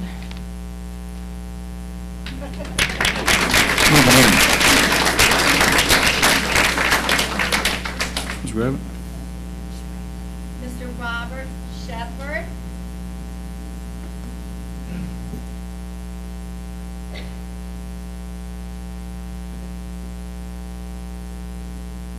Ladies and gentlemen, I would like to talk tonight a little bit about the school board and the superintendent's position. But instead of test scores, I'd like to talk to you about character. Let me digress for a moment and say I come from a family of teachers. My mother taught in this county for many years. I had 2 grandmothers. One taught in Bedford and Amelia, another taught in Henrico. I had one grandfather who was a principal in Caroline and King William County. I have many cousins in this county and out of this county who are teachers. I keep my ear to the ground at family gatherings throughout the year. The conversation is much on education. It saddens me to say this. I had a friend in Goochland County last year whose daughter had just graduated with a master's degree in education, and she was looking around South Central Virginia to apply, and she said, Robert, what is going on in Mecklenburg County? I'm hearing some terrible things about the school system. And I said, yes, I hear the same things. She said, you can be sure I will recommend to my daughter not to apply to Mecklenburg County. And I have had many people come up to me, and I've had some calls, distressed about the environment from the top down. There is a fear of speaking out. They are intimidated. They feel they will either be shifted about, demoted, or lose their jobs for speaking the truth. A good sign of leadership is being willing to listen.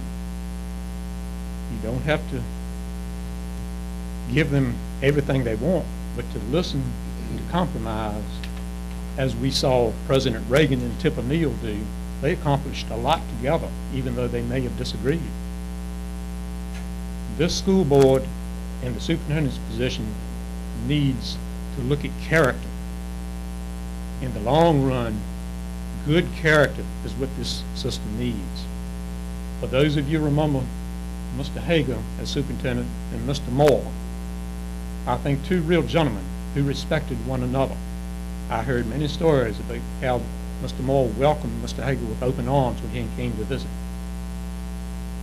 I'm here to tell you that you can have success, that you can run an organization with good manners, with courtesy and decency. Those of you who remember, as I did, first as Miss Hammer and later Mrs. Danny Walker, she was an inspiration to this county. She exemplified good character, and this county was better off for her many years of service. Do no harm to others. What can we do to listen to each other and work out solutions? This county has no business with an atmosphere of fear and intimidation. We need leadership who is willing to listen, to investigate. Do as I do when I travel throughout Central Virginia. I stop in the little towns and villages. It may not be just education, it may be business, but I talk to people. I keep my ear to the ground, and I would ask that you get out in the county. I would ask that each of you board members feel the freedom to go individually into any school in this county. You are an elected representatives. Therefore, you have the prerogative to go into the schools, ask questions, watch the classrooms, talk with the administrators, and get some real input. And then, once you have investigated, have the courage to act on your convictions. Thank you.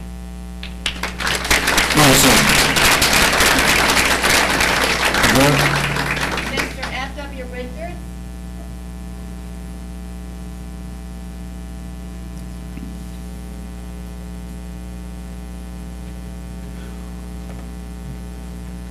I want to thank the board for the opportunity to speak tonight, and I want to first say I am not a public speaker, and I'm not going to be as eloquent as all those people that have gone before me.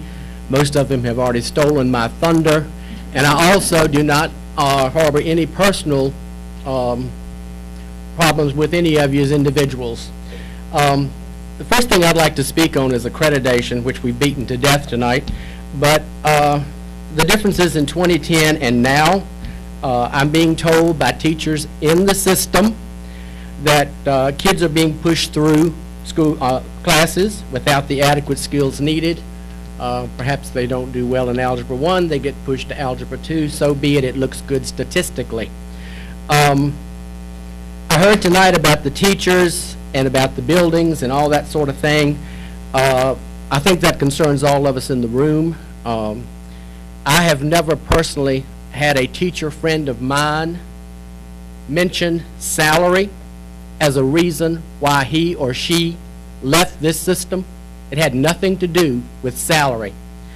And as you all know, I think we've heard a lot about, I don't know how many millions of dollars you want to spend to put a brand new school in Boynton. Well, politicians have been throwing money at education since I was old enough to read the newspaper, and it hasn't changed a thing. If anything, we've gone down in quality, and you know as well as I do, there's still people living in this county who went to one-room schoolhouses, and they are a complete success.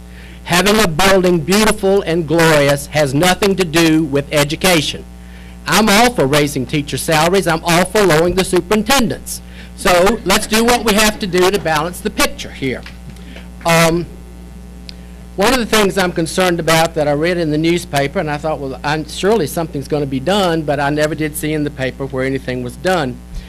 Twice in the newspaper, it was mentioned about misappropriation of taxpayers' money. 2 accounting firms reported misuse of taxpayer dollars, and I want to know, how did this not get further investigation, and why were there no legal ramifications? Who answers for this misappropriation of funds? As a taxpayer, I'd like to know, and I think everyone in this room would like to know. Our past school administrators and teachers seem to be doing a really good job.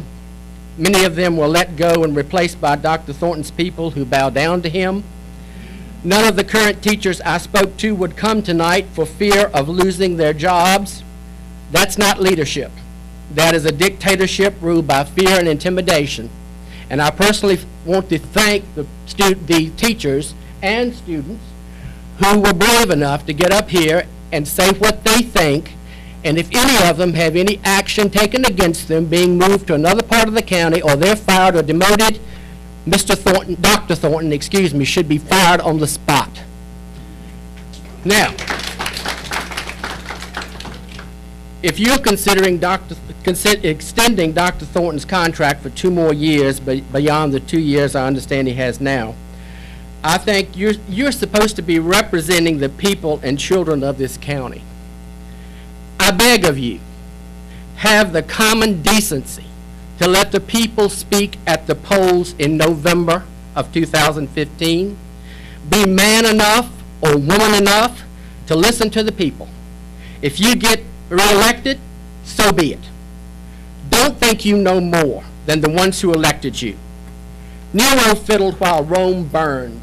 I feel this school board has fiddled while our schools have burned. Thank you. Thank you very much. Ms. Brown?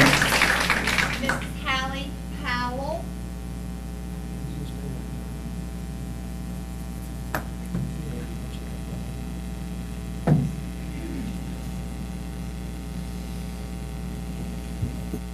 Thank you. Excuse me if I kind of jump all over the place. I wasn't preparing to come up and address you all tonight, but I just had a thought while I was sitting back there listening to everybody's statements. The thing that I thought about was, for the past 2 years, I have read countless stories from the Board of Supervisors criticizing the school board and the school division in general. And at the same time that I have read those stories, I have not, in my opinion, gotten a good response back from the school board basically defending themselves. And now I don't feel like the school board should have to defend themselves, but the fact of the matter is the Board of Supervisors, they allege certain things and certain behaviors, like we've heard about misappropriation of funds, building materials that are just left and things of that nature. And I feel like I've never gotten a good response from the school board on why that was happening. The other thing, I did hear, or I did read, Mr. Brankley's comment about tightening their belt, being more frugal.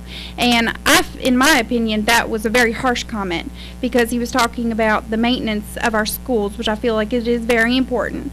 But what I think that the school board doesn't seem to understand is that to the community, and probably also to the Board of Supervisors, you all seem like you just do whatever you want no matter what anybody has to say about it. So maybe they're taking a harsh stance because of that feeling. I know, and now I personally agree with a lot of the things that you all have done in the past years as far as education, like the problem-based learning and the deeper learning, and changing the bell schedule to accommodate more sleep for children and things of that nature. But the way it was handled, it wasn't presented, I feel like, with enough information to educate the parents as to why those changes were occurring. And also, sometimes those changes were presented to the parents at a time when we were going back to school, or it just felt like it was very rushed, so it wasn't presented in a way that was really, it seemed, at least to me as a parent, that those things were presented as sort of spur of the moment, maybe not enough information behind them.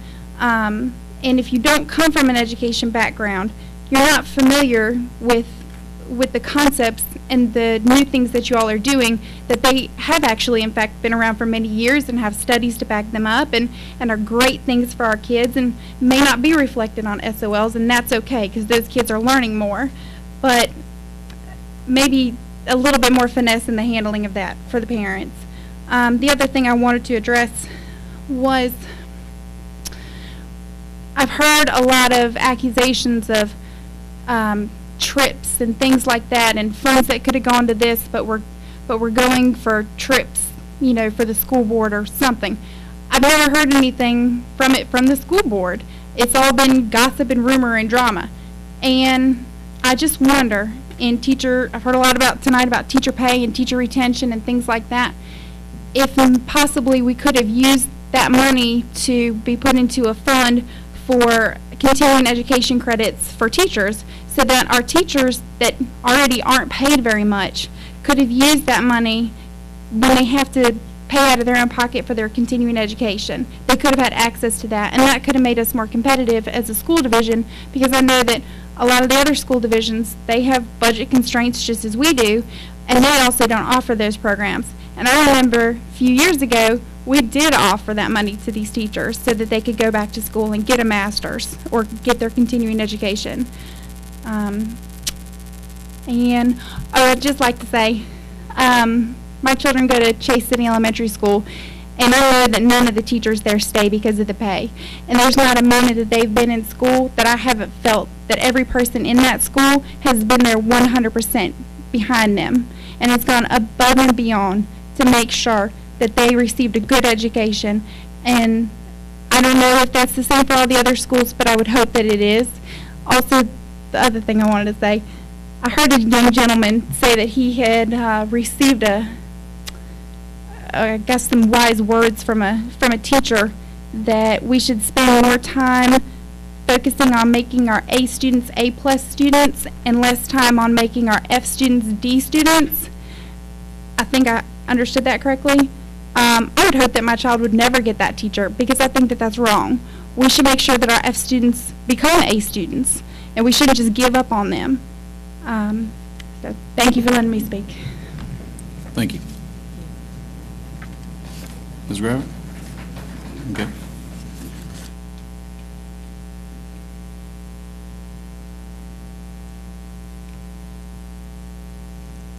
Good evening.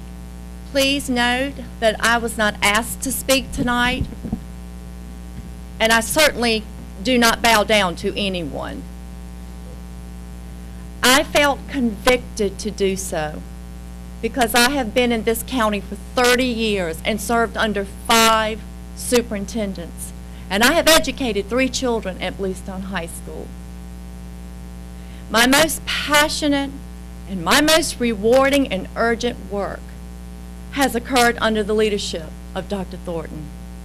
He came to Mecklenburg County in 2010, and he quickly realized that our SOL scores, part of the public's platform of offense against him tonight, was a false sense of performance security. Dr. Thornton was first to recognize that while our students were passing SOL tests, they were not able to transfer their knowledge. Specifically, the discrepancy between passing SOL scores and low SAT scores among our juniors and seniors. Performance gaps between final classroom grades of A's and B's, and the underachieving SOL advanced scores. So in other words, our children were getting A's, but they were only getting past proficient on our SOLs. And additionally, students who earned A's and passed SOLs could not pass the math placement exam to enter governor's school. Therefore, if our students are passing SOLs but not able to transfer and apply their knowledge, something was very wrong. Secondly, graduated seniors entering their first year of a four-year or community college who graduated with an advanced diploma due to passing SOL scores, high GPA, and dual enrollment credits historically were not prepared for math and science classes, resulting in dropping, retaking, or failing classes in institutions of higher learning. In the year 2010, when MCPS was riding high on SOL accreditation and recognition in blue ribbon schools, the SHEV report stated 100% of students in Region 8 entering SVCC required remedial math. Why? Why? Because our students were being spoon-fed by teaching to SOL tests, rote memorization, and low-leveled expectations.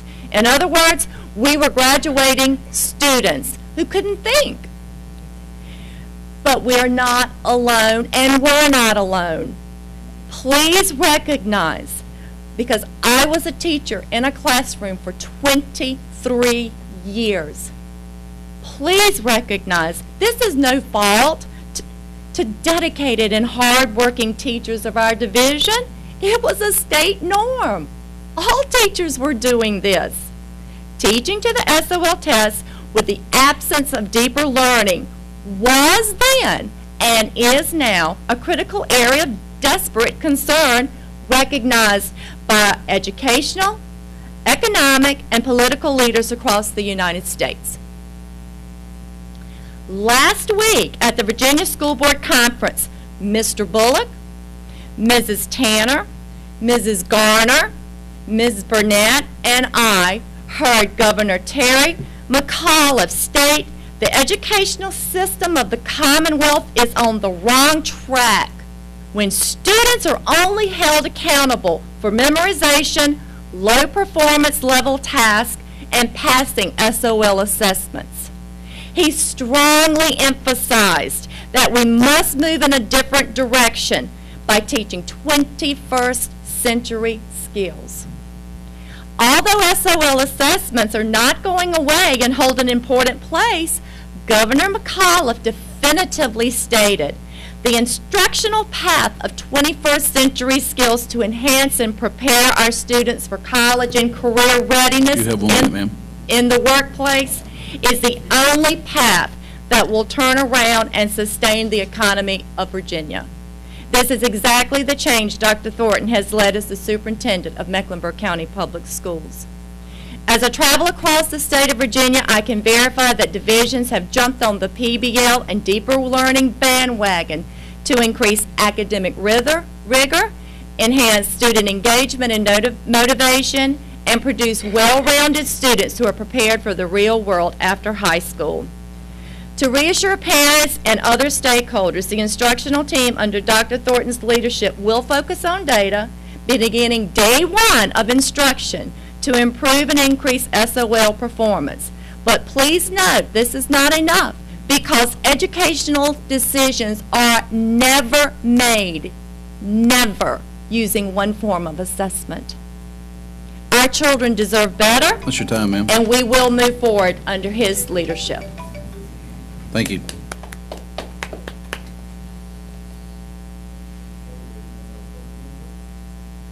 That closes our public input. Sorry about that. Oh, I'm sorry. What? Okay. Okay, well, come right ahead, ma'am.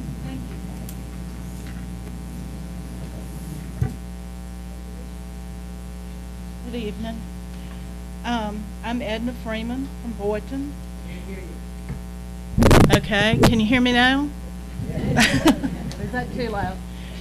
I'm not a public speaker either, and I've, just been anticipating trying to get up here and say a few things. And I'm kind of like Mr. Richards, everybody stole my thunder. But I just feel compelled with this school system right now to get up and say something. I'm an accountant with 25 years of business experience, and I look at this kind of as a business. and you can say whatever you want to, and you can present facts, and you can write them well, and people want to believe them.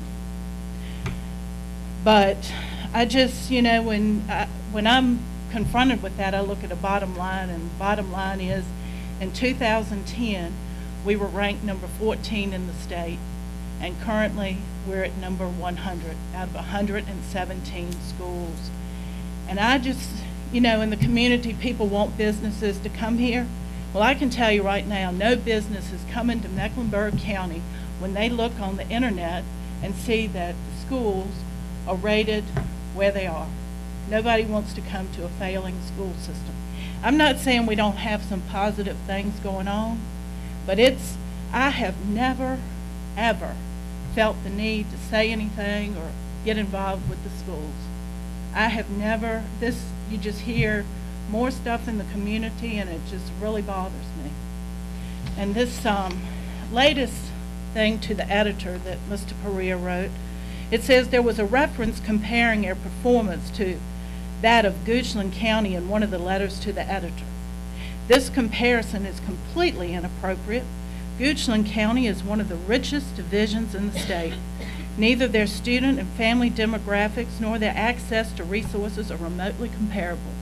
Well, I think most people in this room want to know what is comparable in a private project school in San Diego with Mecklenburg County. I mean, all we are saying is that our tax dollars could be spent better going to Goochland County than flying to San Diego. But San Diego is a really nice vacation place on somebody else's dollar, I'll tell you that. So, and you know, it says too, Mr. Perea, you wrote, and I quote, in a recent rebuttal to the public, you said, during Dr. Thornton's tenure as superintendent of Mecklenburg County Public Schools, our division has promoted 28 administrators from within the school division. That sounds great. I mean, I love promoting from within. I mean, that's where we get our best people. But how many of these people are still in positions they were promoted to? And how many of them remain in our school system? I mean, teachers, it's never been about the money. Teachers are dedicated. We've had people in Mecklenburg County that have put many hours of their own time, their own money, because they want the children to succeed. And all I hear now is the intimidation. Sure, we've got 21st century skills. That's what we're teaching. I mean, 21st century skills are teamwork from leadership down. I mean, you don't discount or discredit a teacher or make them feel intimidated or fear of their jobs for coming forth and saying what they want to say or having input into the school. And you can say what you want to about the SOLs, but right now, that's where we are. That's how Virginia judges us. I'm not saying that it's not good to teach art and teach the piano and teach violin. All that's great. But that's not where they're judging us. And no, in life, nobody's going to ask you what your SOL score was. But right now, that's what the state looks at us and asks us what our SOL state scores are. And it really bothers me that within your organization, teachers feel so intimidated and threatened with retaliation. I mean, I'm a business person. Every year I have to sign an ethics, ethics. I mean, we do not have hostile environments. And if I create a hostile environment, they can fire me on the spot. And, you know, this is not the way our students need to. We just don't even need to put this kind of, thoughts in their head that this is how their life will be, that, if you don't agree with me, we're going to fight or we're going to do this. And finally, I think that the community here, like I said, you have 1 minute, ma'am, is very upset about the way this contract negotiation came about. Obviously, people haven't been happy, and then suddenly you're going to renegotiate a contract that doesn't end till June of 2016. I mean, why? What's the push? What's the hurry? I mean, if things are getting better, let's just give it time.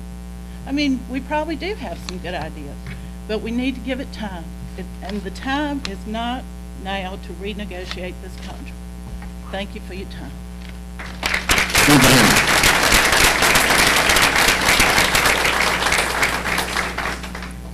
To keep things moving along, we're going to move on to our action agenda. 5 minutes from regular school board meeting, June 16th, 2014. Have a motion, the school board approves a regular school board meeting held on June 16th, 2014. So moved. Second. Motion and a second.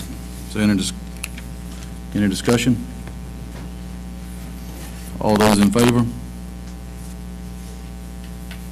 I abstain. All in favor? All opposed? None opposed? I abstain, Ms. Gravitt. I wasn't present. You too, Ms. Hicks abstained also? Yeah. Subject board minutes from our special meeting training, June 18th, 2014. So moved. That motion. We have a motion and a second that the school board approves the minutes from the special meeting held on June 18th, 2014 for the superintendent evaluation training. Is there any discussion? All those in favor? None opposed? Subject 7 minutes from special meeting June 23rd, 2014, end of the year bills. Motion, school board approves minutes from special meeting on June 23rd, 2014 for end of the year bills. So moved. Have a motion, do we have a second? Second. Any discussion? All those in favor? None opposed? Abstain. One abstain. We'll go to item B, our payment of the bills. I want the bills of Ms. Gordon. Well, let me get the motion on the floor first. Have a motion, school board approves the payment of the bills. So moved. Have a second? Second. We have a motion and a second, and I went over the bills with Ms. Garland, and I've got them somewhere. I had 2 questions. We had 2 big purchases, Ms. Garland. I think one was in transportation. Yes, sir. I'm assuming it's our bus lease. Bus lease, yes, sir. And then I asked you about another one. If I can find my highlighted page. At the back.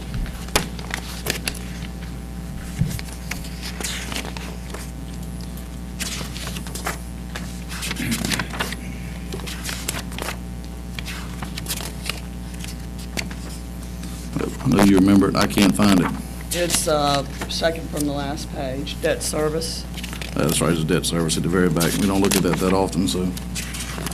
Okay, our payment, that was our annual payment for our debt service on South Hill Elementary, right? Yes, sir. That was, okay, and I think that was the 2 biggest expenditures. Anybody else have any questions? Yes. Okay. A couple of quick ones, just check number 49415 for $560.30, 100 meals at Shaw University. That was a summer school field trip for Chase City Elementary, I believe, Mr. Edwards. Okay. Under federal money, university instructors, Epic Space STEM, check number 49491 and 49418. 49491 was also for $704.99, $388.96, and $8,280. I just wonder who are they and what is that? That is the 21st century. Tracy Rogers could probably answer a little bit more. Yeah, the STEM one is the 21st century program. There was 2 installments for that STEM program that they ran during the summer. And then the other university instructors is for the coach that has been working with La Crosse Elementary as a focus school. It's the same company, but it's 2 different programs, so that's why you see multiple checks. That's to pay the coach that came in and worked with La Crosse this year. Okay. One more, 49418 for $237 for a dog lot. Where is that, Mr. Edwards? Under federal money. A dog lot. That was What page? I don't have it. I just wrote it down. It's under federal and the check number and the amount. I just make notes. I don't, but if you want to let me know, I didn't know if we had a dog or we bought it for something else. No, it's definitely something else. We did not buy a dog. Give me that check number again, if you would, please. 49418. All right, I will look that up. Okay, thank you. That's all. No questions on payment of bills? Yeah, I had one question. It was a $10,430.65 check to Norfolk Public Schools. That is, again, special education payments for students that we have in the hospital, and we have to educate. Yes, ma'am.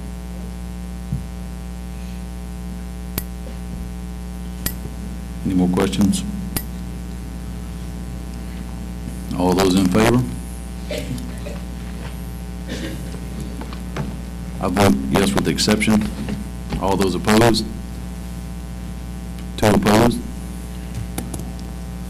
Moving on to subject E, personnel. Have a motion, school board approves the personnel recommendations. So moved. We have a motion and a second.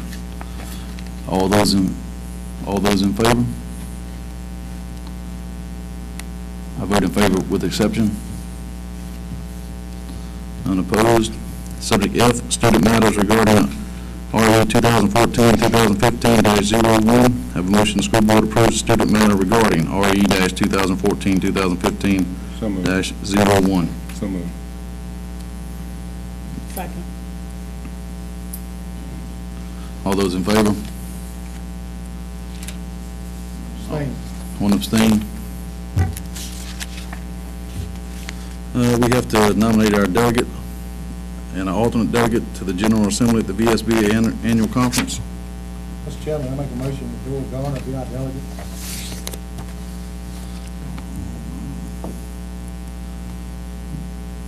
We need to make all that one motion. Who an alternate? We need an alternate. No, I'm not going to be able to do it because I'm on the school board of directors and I've been tied up. Need an alternate? Ms. Tanner did it last year. Come on, Ms. Edwards. You look like a good alternate. I'm more alternate. I will be down there. All right. Anybody want to be alternate? I mean, if you don't. I did it last year. Okay. Have a motion, the school board approves Ms. Garner as delegate and Ms. Tanner as alternate delegate to represent the MCPS school board at the VSBA Annual Conference. So moved. Have a motion and a second. Any discussion? All those in favor? All righty, none opposed. Went to our VPSA resolution. Have a motion, the school board approves the signing of the VPSA resolution as presented at the June 16th, 2014 meeting. We have a motion. Do we have a second? Any discussion? All those in favor? None opposed? I have a motion, the school board approves the school lunch increase as presented at the July 2nd, 2014 meeting. So moved. Second. Any discussion? All those in favor? None opposed? We've got a subject J, suspend policy. Have a motion, the school board approves to suspend policy 1-5.4, which allows a vote to take place on the same night as information is presented in order to vote on the adoption of language arts textbooks.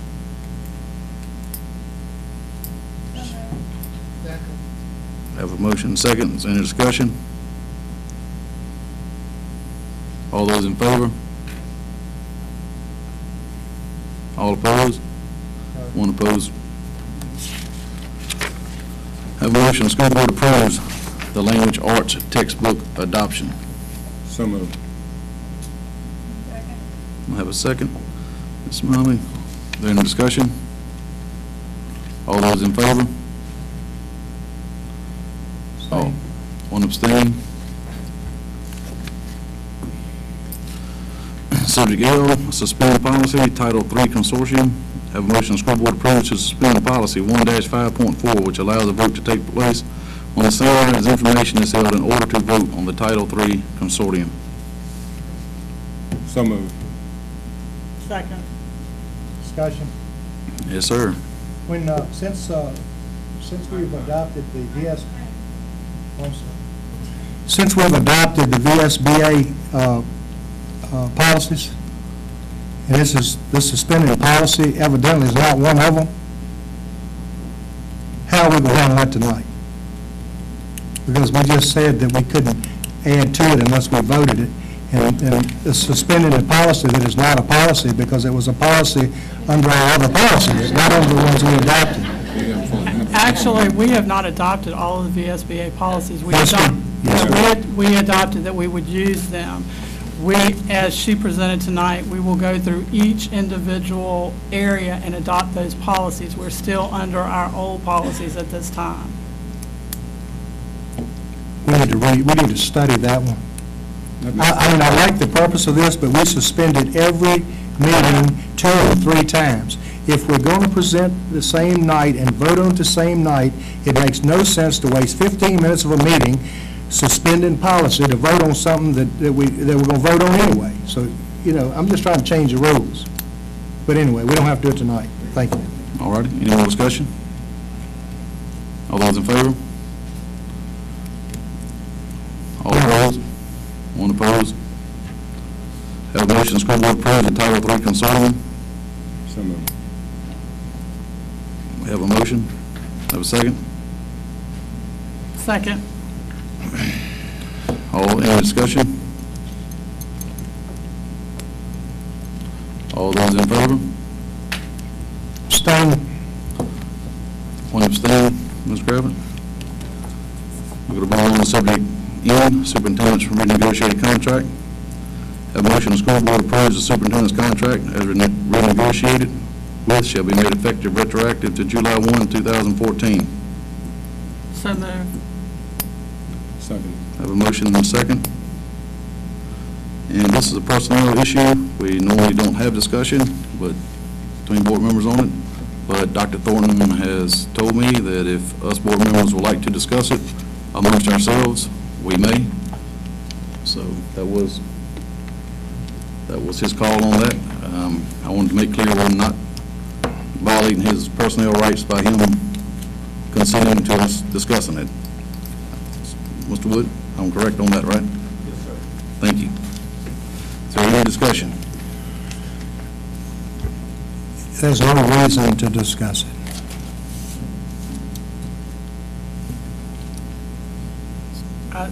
Yes, ma'am. If you have something to say, yes, ma'am. Now's the time. I have a couple of things. I want to thank everybody that contacted me, whether they were in my district or not. And I was,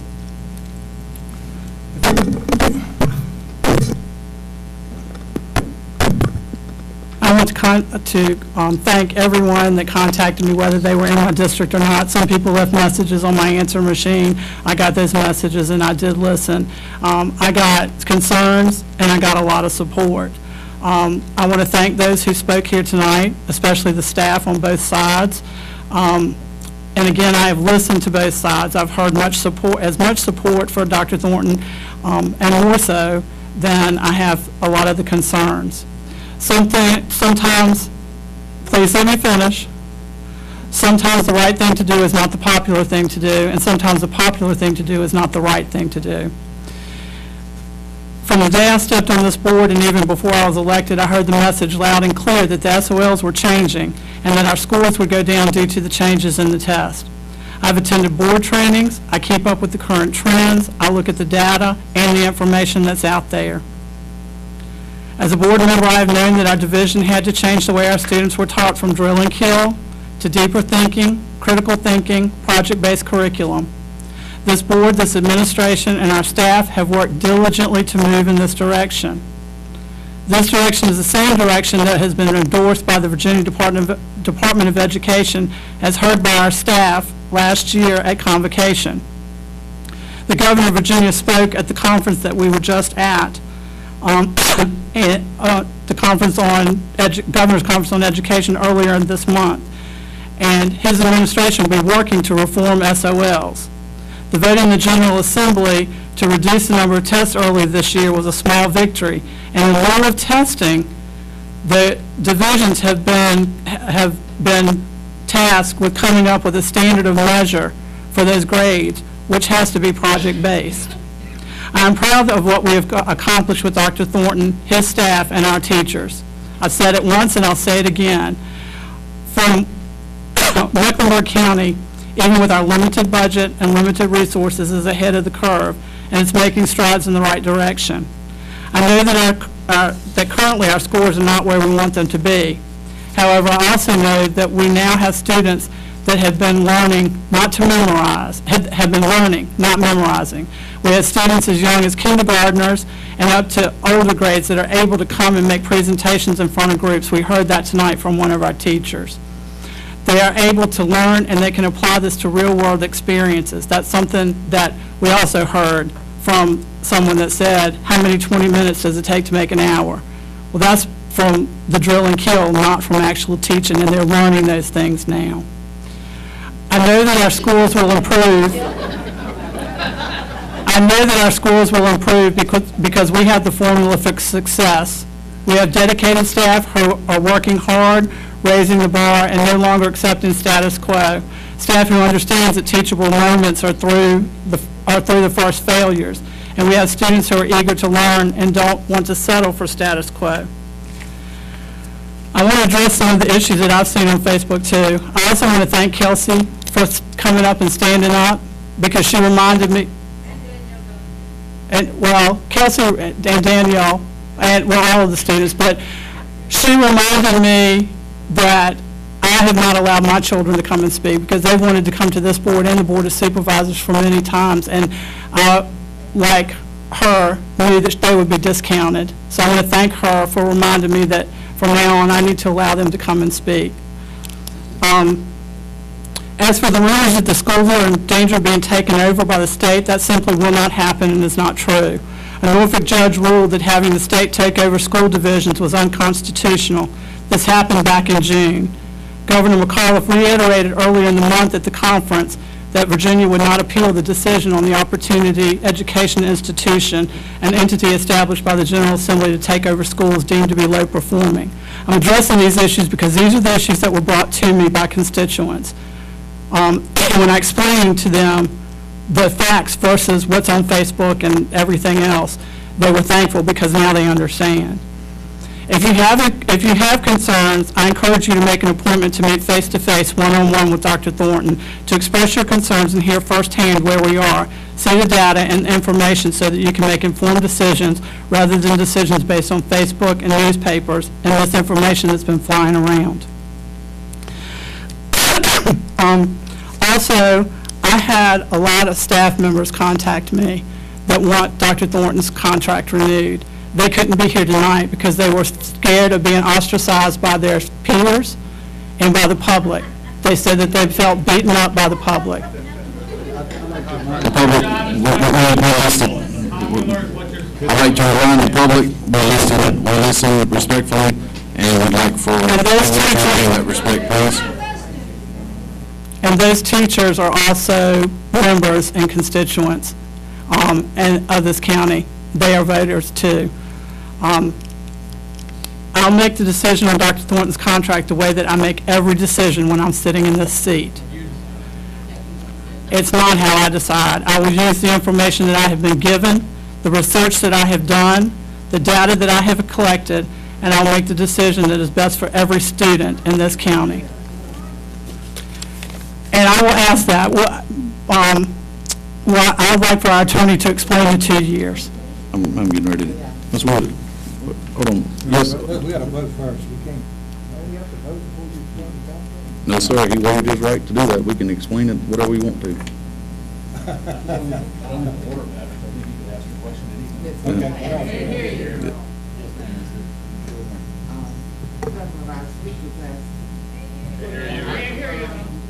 Several of our speakers brought up the idea that they had asked questions that were not answered.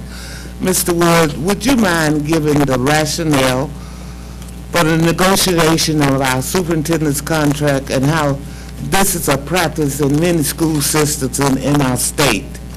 Do you mind? So they can know. Right, so the question that's been presented is, do other school systems renegotiate contracts during the term of the superintendent's employment? And the answer to that question is yes. School boards routinely renegotiate contracts with superintendents during the term of the contract. It's also been said tonight that in the private sector, that's not done. Well, that's simply not true. In the private sector, matter of fact, in the private sector, what you often have for a chief executive officer position, which is what a superintendent is in the educational context, typically in the private sector, what you have is a rolling 4-year contract, which means it's always 4 years. Each year that it's not renewed, each year that it's not, a notice of termination isn't given, it automatically renews for 4 years. So a chief executive officer of a bank or a hospital or an accounting firm or a lot of other types of businesses in the private sector never has less than a 4-year contract at any given time until the entity that person's working for decides to give notice that the 4 years will now start to run and will run down. So, I think at least you ought to have good facts when you're making decisions, and the suggestion that this is not something done in the private sector is simply grossly incorrect. In the educational sector, you have a state law that says that the initial contract of a superintendent cannot be less than 2 years, no more than 4. And that renewal contracts are anticipated because the General Assembly actually refers to them in the code. Renewal contracts can be from 1 year to 4 year. And so it is anticipated by the General Assembly in the Education Code that contracts will be renegotiated during their term. And the reason for that is to bring stability to a school system so that you know who your leadership is going to be over a period of time. And so without advocating for or against the renewal, the fact is that from a legal perspective and from a factual perspective, renegotiation of school superintendent contracts during their term is a routine matter that occurs across the state on a regular basis. No, ma'am. Public input's closed, and we're not talking back and forth. This is a discussion between board members. So, no other board member? Somebody asked for the terms of these contracts. Okay. I have something to say, if you don't mind. I've sat here tonight and listened. The pros and the cons. What bothered me the most is that the ones that spoke pro were all faculty members or work for Mecklenburg County. Not one parent stood up pro. If we have that many parents in this county that want his contract renewed, where were they tonight? That's my plan.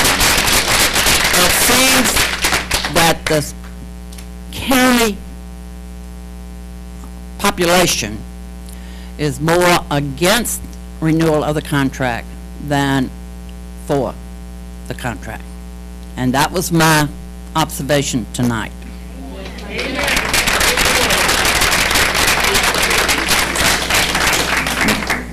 Mr. Wood, I've got 2 questions. Anybody else have any more questions? I've got 2 questions I want to ask Mr. Wood and myself on this. Mr. Wood, is there any increase in pay? Would you address that? Yes. The economic terms of the contract are the same as the prior contract, so there is no increase in the base salary or benefits package that the superintendent receives under the renegotiated contract. Could I question that? Yes, sir. One benefit, I know how word this because it's going to be, I'm going to be talking about the contract. I can do that. We have one of the benefits was an automobile allowance. And that will now be transferred to an annuity of the same amount. Correct. So there is a benefit to that because now the superintendent will get a company car furnished to him by the county. Correct. So there is a $9,000 benefit because that's what we gave him for his car, so that has to be what it's worth for our car. There was, yes, sir. Okay. That's correct. There was in the prior contract a $9,000 automobile allowance, which is now a $9,000 annuity. Right. But the $9,000 was moved from one category to another category. Right. Yes, sir, that's correct. But by getting a car, that's a $9,000 benefit. If you look at it that way, right? Right. He'll be driving a vehicle for school county purposes. That's worth $9,000. I don't know what it's. Because he doesn't have to spend that $9,000 anymore. Well, the value of it, I can't answer. I don't know what the value of the county car is. I was just making a point. Right. No, you're correct. I have one other question, and then I'm done with that. Under this new renegotiated contract, if we approve it, if the majority of this board were to deem it necessary to release Dr. Thornton, it would be more cost beneficial to us under this new contract than the contract we're currently operating under. That is correct. To be specific, under the existing contract that the superintendent has, if he is basically bought out of the contract, if he is terminated before the end of the contract, he's entitled to 3 years of severance pay and benefits. Under the renegotiated contract, if the school board terminates his employment without cause, he would be entitled to 18 months. So the net economic exposure of the school board for a buyout under the new contract would be half of what it was under the previous contract. I have another question. That is true unless we didn't vote to wait for 12 months until the new school board came on. And then at that time, the 3-year contract would only be a 1-year contract and not 18 months. So next year at this time, there would only be a 1-year buyout rather than a 3-year buyout, which is less than an 18-month buyout. See what I'm saying? If we didn't vote tonight, if we said, okay, if we table this for 1 year, and 1 year from now, somebody decided, the new board came on and decided to ask him to leave, they'd have to pay him for 1 year, not 18 months and not 3 years. Yes. You can't pay a man for 3 years when you don't have a 3-year contract left. Well, that's not correct. Or we'd have to pay him for a 3-year? What you said you can't pay a man for 3 years if he has less than a 3-year contract. That's not correct. Okay, so in other words, that's not correct. A year from now, we'd have to give him 3 years' money, even though he only had 1 year left on his contract. If the contract provides that you have a 3-year severance buyout, then that's what you have, is a 3-year severance buyout. Even if you only have 1 year left? That can be the case, yes.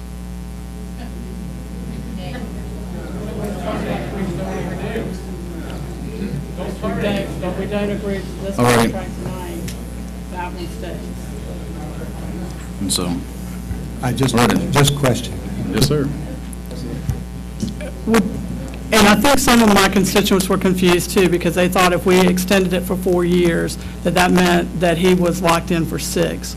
But it's actually 4 years from the date of the contract if we renew it tonight. That is correct. Under Virginia law, a school superintendent contract cannot be for more than 4 years. So there is no such thing as a superintendent contract for more than 4 years. It would be an illegal contract.